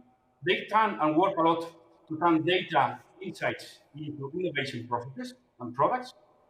They prioritize their bets, so they prioritize the develop targeted capabilities. They are not focused to excel at everything, right? And the last and probably most important thing is that in this narrative, they engage the CEO beyond conversation to action and drive this transformation. So just to finalize, I wanted to share you the financial analysis we've done that shows that growth effort that these leading companies have earned a license for growth through supply chain. So there is a reasonable increase in revenues versus the peers of 13%. And their supply chain contribution to the total revenue was triple versus the peer set as well. And they've also proven to also improve the EBITDA margins. Thank you, Benigno. We don't have much time, but I want to pose you a last question to the 3 of you, but you have to promise you answer with 1 word. Are you capable? Especially you, Nabil? We try. Okay, if you had to choose, I'm going to start with Benigno, okay? Now that I have you there, Benigno, if you had to choose 1 technology that you think will help us to go to the next level in regards to mobility, what would that be? Blockchain. Okay, blockchain. Try not to copy each other. Carolina? I need 2 words. Okay, that's fine. Artificial intelligence. Okay, AI. We could say it's 1 word if you want. Okay, well done. And Nabil, finish. Robotics. Robotics. Okay, anything else before I say goodbye? Any final message? That was pretty good, huh? Yeah. Blockchain, AI, robotics. Nabil, I can see you. Go ahead. No, I just wanted to say, yeah, I think I fully agree with Benigno also on one of the things he said, that there is not a better time now than to be in supply chain. I think COVID has raised the importance more than ever. And I think for all the entrepreneurs that are watching this, if you're in the space, great. And if you're not, you're considering, it's really a good time. And we see it also through the huge raise that have happened in terms of investment since COVID has started in last mile and in all the delivery space and logistics. Wow. I'm having a great time here with you, everybody, but unfortunately, this is TV. We have to go, but thank you so much to Carolina Garcia Cortes from Prosegur. She's going back to her job there at the jury table. Nabil Malouli also back to his job, not the DHL, of course, but back to your job today at the virtual jury. And of course, Benigno Herreria from Accenture. Big kiss to everybody in Accenture. And we continue with the program because we don't stop. Thank you so much. Interesting comments you've seen. Blockchain, AI, robotics, and more. And we're going to go to our next startup in Spain. With the explosion of online shopping through the COVID situation, we were hearing about it a lot, demand for quick and reliable delivery has become greater than ever before. Our next startup promises amazing post-purchase experiences, allowing customers to enjoy same-day deliveries thanks to the network of urban micro-fulfillment centers. I'm sure this is going to be very interesting for our jury. So let's hear everything about it from Victor Garcia, co-founder and CEO of Cubo. Welcome, Victor. Hey, hello.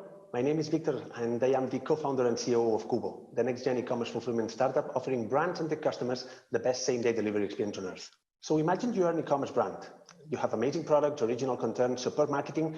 You're completely acing the customer experience on the pre-purchase site. But no matter how hard you try, your brand is continuously being damaged by bad delivery experiences, slow-moving packages, and confusing return policies. Annoying, huh? Nothing to worry about anymore. Here's how Kubo works.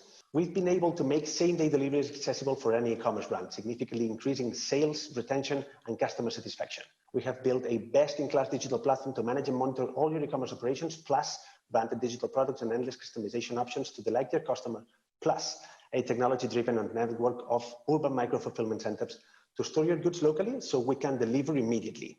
But step by step. Step one, first, a brand syncs its store with our system with our super smooth native integrations. Then the brand sends its inventory to one of our urban micro-fulfillment centers in the city, operated by our fulfillment partners. Postal offices, courier depots, shopping malls, parking lots, whatever you can imagine can be converted into an urban micro-fulfillment center, thanks to our cutting-edge technology. Then we fulfill your products with that personal touch within moments, and it's delivered in minutes, not days. Oh, and just to clarify, we don't do delivery ourselves. We have partnered with the best last-mile delivery carriers to deliver your packages. And what about market? Well, with e-commerce at the top, we are surfing the best wave ever, and we are aiming to acquire a big portion of the cake. Plus 12 million euros is our projected revenue for 2022 when operating in up to 3 geographical markets in Europe. Our revenue model is really simple. Basic fees for storage, fulfillment, shipping, and returns management, as well as on-demand services and endless customization options to push your customer experience to the next level. What about the numbers? Traction, of course. We've been facing exponential growth over the last 7 months. With a month-over-month growth of 209%, we are now managing more than 9K monthly orders. Outstanding.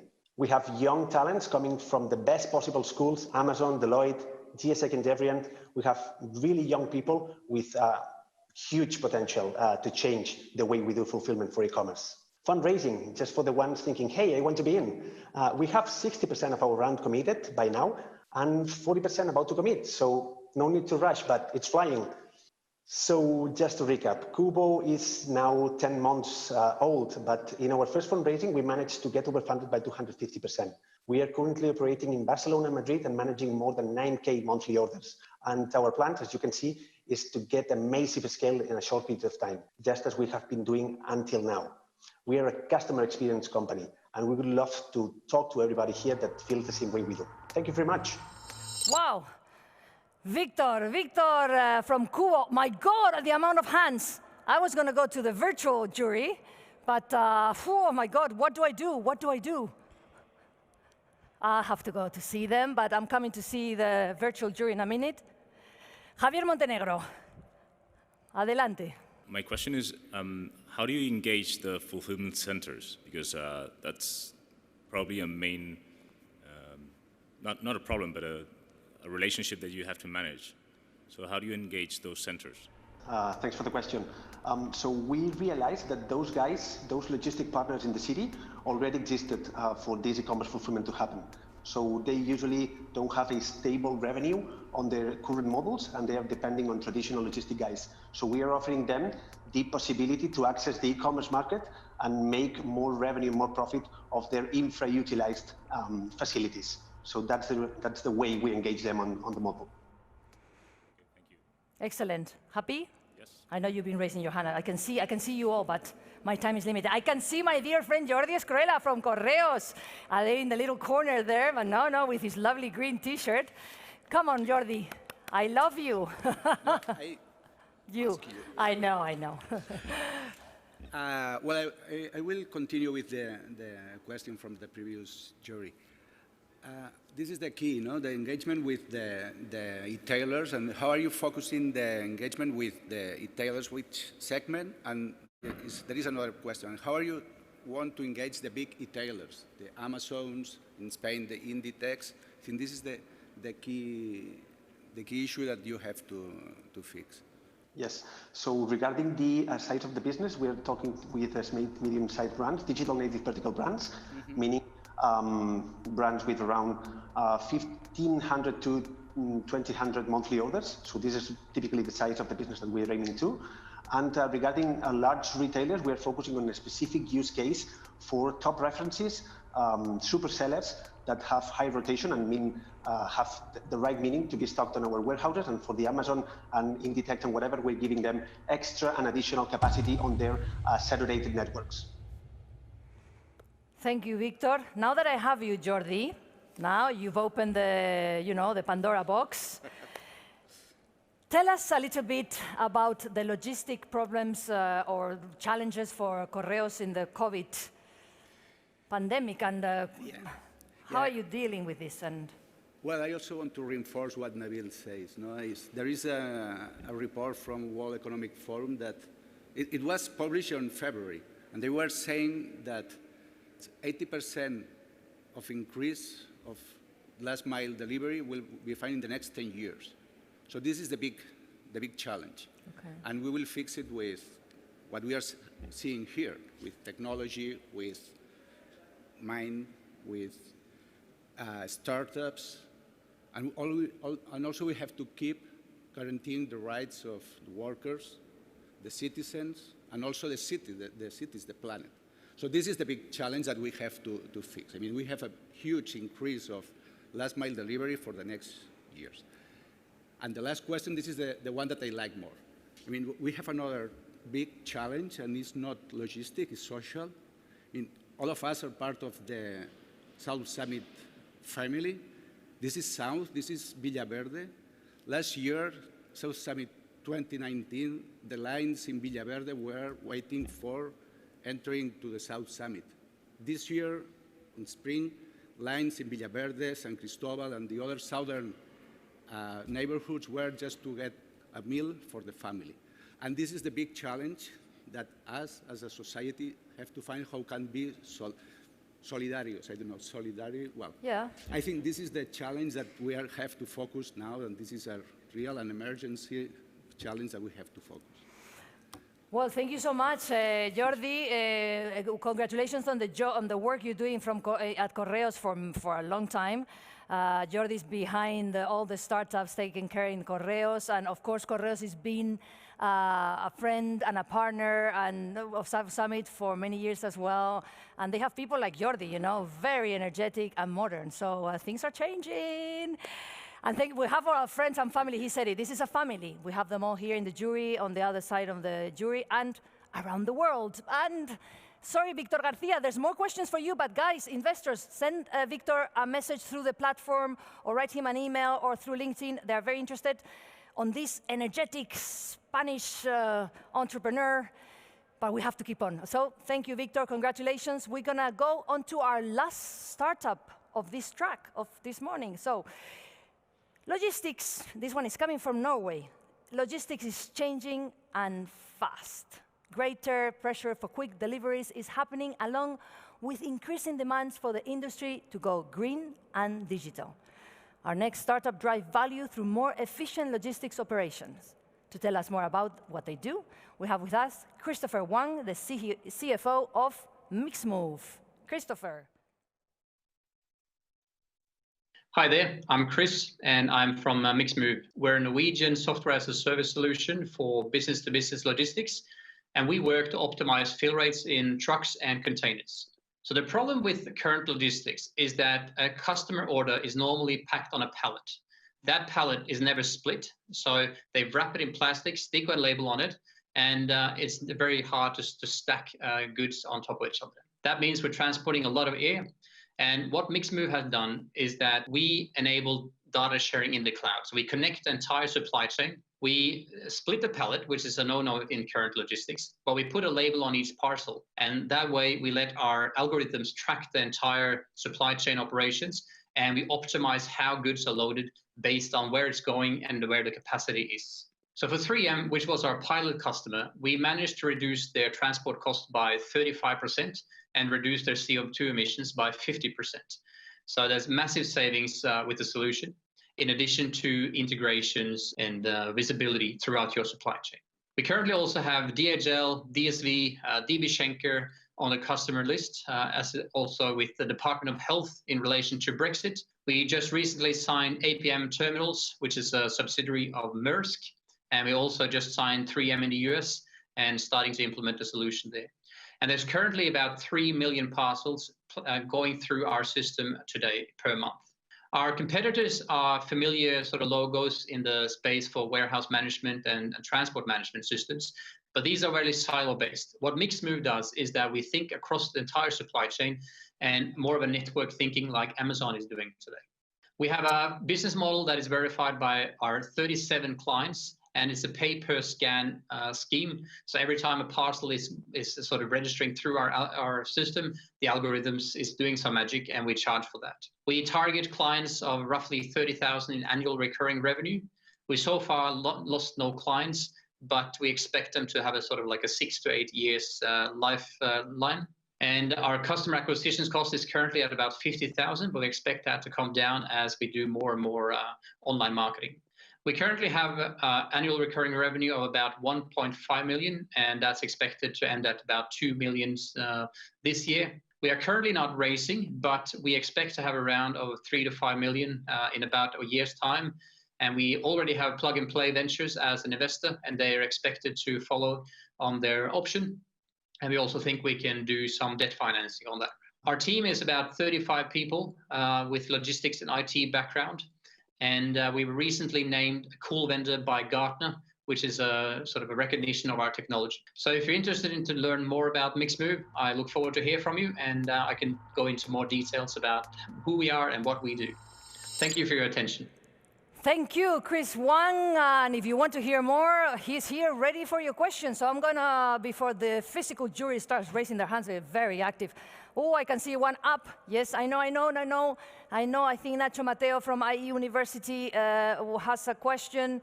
Nacho Mateo, yes, he was first. He's quick. I don't know, he must practice at home at night, or he's done this many times. Every time I have him in the jury, he's always the first one. I don't know if he comes with the questions prepared or... Nacho Mateo. Chris, congratulations for the presentation. Actually, you have, I think, a lot of potential clients here in the jury, such as Cortes, Apostera, and many others. My question is regarding the business model. Can you give us more information about how much do you charge to your customers and how does it work? Sure. I can also say, Jordi, that Correos is already a client, so glad to have you there. Our business model is basically, just like I said, a scan of the parcel, and it might be scanned multiple times throughout the supply chain. So for every cross-docking, it is scanned. So currently for 3M, which was our pilot customer, we charge about 1 euro cent per scan, but we have clients paying sort of up to 4 or 5, up to about 25 euro cents actually, depending on sort of the value of the goods and where they're going. And so, yeah. Thank you. Excellent. Happy, Nacho? Yep, super happy. He's always happy. It's lovely. Now that I'm here, guys, any questions from the jury? You always do it when I'm on the other side of the set. It's just to, keep me safe and energetic. I believe, Nabil, you had a question, yes? Okay. Nabil, I believe you're going to be the last one to ask, unless there's somebody that has a question and can't control himself or herself. You'll be the last question of today's track to our last startup. Very dramatic. So go ahead, Nabil. We're going to fly you to the screen. You're there already. Chris, are you ready? This is going to be the last question of this morning. Go for it. Great. Hey, Chris, thank you. Great presentation. Chris, can you just walk us through quickly on the story behind the 35% cost saving for 3M? How did you reach that? What did you do? Sure. So basically what is happening is that our algorithms are now optimizing how the fill rates are achieved. So rather than having pallets, we can now stack parcels on top of each other. So it's basically an optimization of the air that was transported. And it's also based on the sort of the kilometers that the trucks. So basically we're eliminating half of the trucks that was needed. So you needed 2 trucks to transport the same as we can transport with 1 truck now, which is basically a lot of the cost efficiency. But where did you do it? Did you do it from a DC to a store? Did you do it to a DC to a wholesale? Did you do it from a supplier in China or wherever they are into the container rate? So where did you do that? It is continuous. Because you don't control that. Yeah. No. So you don't control that. No. So in some cases, 3M doesn't control that either. It can be supplier. So in the case that you mentioned, the 3M case, 3M is shipping goods, and for example, on some of the legs, it is DHL actually handling it. And then they're cross-docking based on our system, And it tells them, the guys on the floor are told with their handheld scanners which goods are traveling with which truck, and then they optimize the fill rates based on what goods can now travel in the same direction together. So it's sort of like Uber for freight. You're ride sharing the goods that can travel in the same direction are then optimized, and then you cross-dock for each terminal on the way. Excellent. Thank you so much. Thank you, Chris Wang from Mixmove, and obviously Nabil from DHL, and all our jury. This has been the end of our startup competition in this track. You see, this is it. Now our jury, virtual and physical, are going to get together somewhere in the cyberspace to end, sending their votes and deciding the 2 winners of this track. Do you want to know who they are? Do you want to know who they are? Well, I'm not going to say. First of all, because I don't know. And secondly, because it will be announced this afternoon. So you're going to have to wait a bit longer. In the meantime, they're going to end up finishing their comments, voting. I'm sure some of them already have their decisions taken. And this afternoon, you'll know the 2 winners of this mobility and smart infrastructures track. Before we finish this track, we're having a conversation between 2 people virtually in the cyberspace, which is fantastic. And apparently they don't need me. They're going to do it by themselves. So I'm going to sit down here, enjoy my water while they'll talk. But let me introduce them. They're here, ready, very good friends, always here, being jury and speakers, etc. We have with us Arthur Debert, founder and CTO of Logi, and Javier Villamizar, dear friend, operating partner at SoftBank. You don't need me, so I'm going to take a rest. The floor is yours, but I'll be back. All yours, Javier. Thank you. Really happy to be here. And as you said, I feel like I'm part of the family. So being back in this event is really nice after all these 7 months of being in lockdown. So great opportunity to have a quick chat with Arthur, Chief Product Officer and co-founder of Logi. That is one of SoftBank Vision Fund portfolio companies in Latin America. Arthur, let's go into business. Let's talk a little bit about you and about Logi. Tell us a little bit about how you guys are disrupting logistics in Brazil, and kind of what brought you to create Logi, and over all these years that you have been in business, how you have seen the development of the company. Hello, Javier and everyone. Thanks for having us. So Logi started 7 years ago. It was very clear to us how e-commerce and how delivery of consumer goods would be a major change in the Brazilian consumer experience. So what was very clear to us was that most of the logistics company were very traditional in the sense they were operating in a pre-internet world. So they were doing zip code routing. They were not using mobile or maps or AI. So we understood that there were the convergences of mobility, intelligence, and software and automation could design a network that was very different from everything else we've seen before. So that's how Logi started. How do you design a logistics operation that has speed above all, and that is technology-based? So the company started doing only local deliveries through motorbike couriers and things like that. And with time, it was obvious that we had bigger challenges on how to connect the countries. So Logi started from a software-only company to an operation-heavy company as well, that's putting together technology with distribution center, urban mini-hubs, in order to make delivery that's very timely and ready for the expectations of consumers tomorrow. And now that obviously e-commerce have received a lot of tailwinds with the pandemic and everybody sitting at home, shopping, how you guys have been able to cope with this increased demand? Were you ready? Were you prepared? Did something need to happen and the center of the company, with the product of the company, to cope with this increased demand? Yeah, so that's a very good point. We have seen 3 times growth in the first months of this year. So, of course, the company is happy to be able to assist consumers in this time of need, but it was, of course, difficult. To be honest, I think the thing that really happened is that it accelerated a lot of plans, right? So because the company is already in fast growth mode, we were always doing additional capacity and growth. We just had to fast forward a lot of things. It was also a challenge, of course, to keep physical operation in the streets in the context of social isolation and so forth. But I think we've done a good job with that, and we had very good results in terms of how the COVID impacted the workforce. No major problems, and we kept operations running safely through these times. Were very challenging, but we are glad to be able to help society at this time. It became very obvious that delivery is actually a basic infrastructure for society right now. So this is the big change.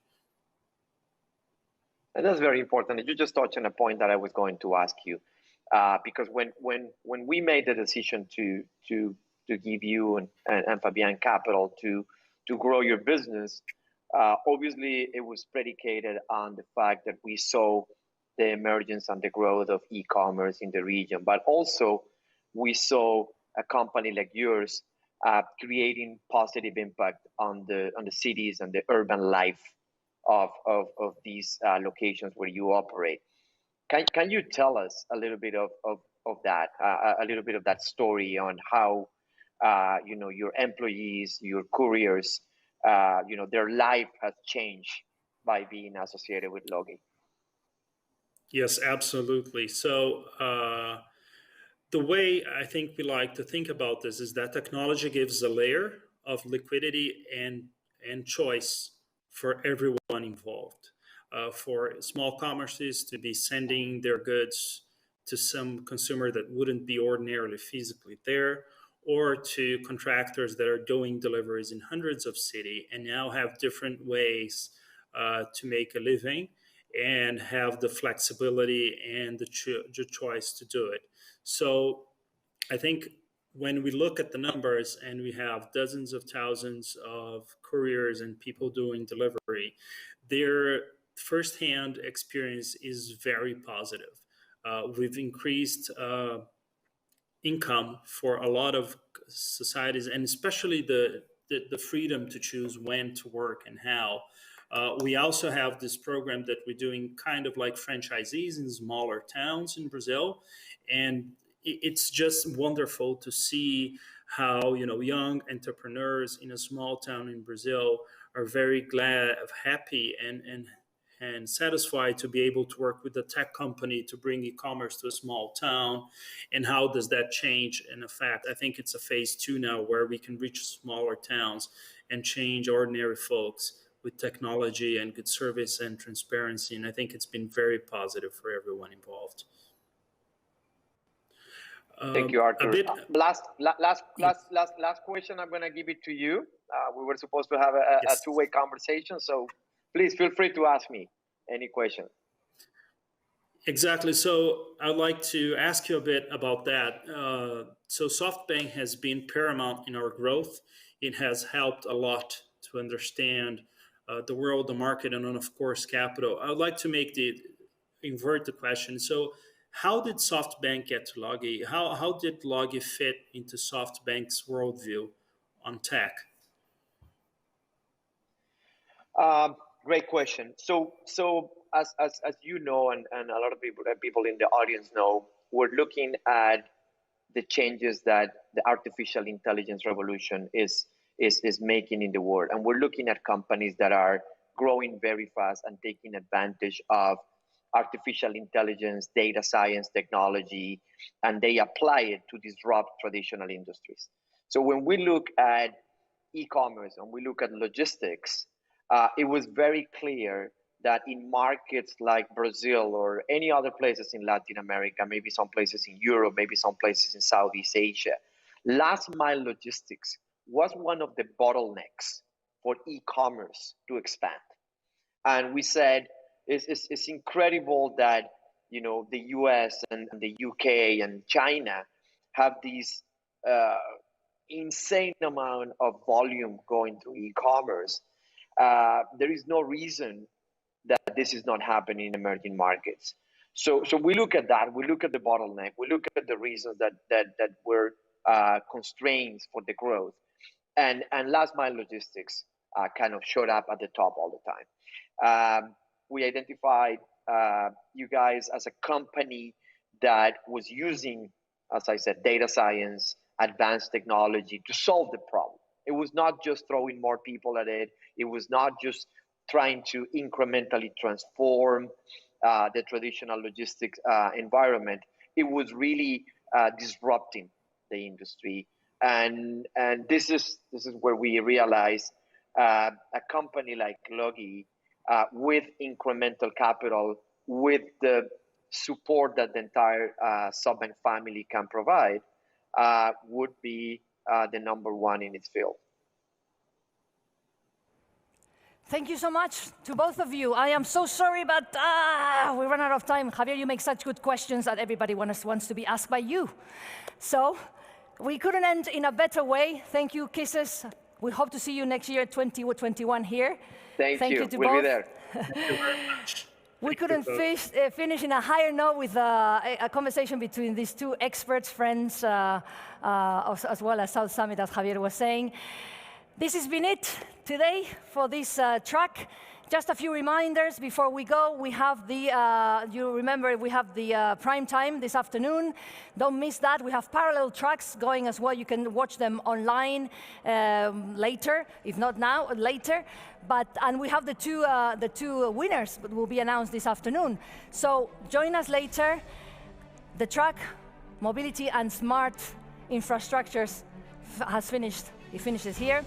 Most of our guests agreed that the future, the present, is more sustainable, more clean, more technological, but especially more human. So, humans, people, thank you. Thanks to our jury, our entrepreneurs, our technicians, and I'll see you tomorrow here at La Nave for our third date at South Summit. Thank you all, and goodbye.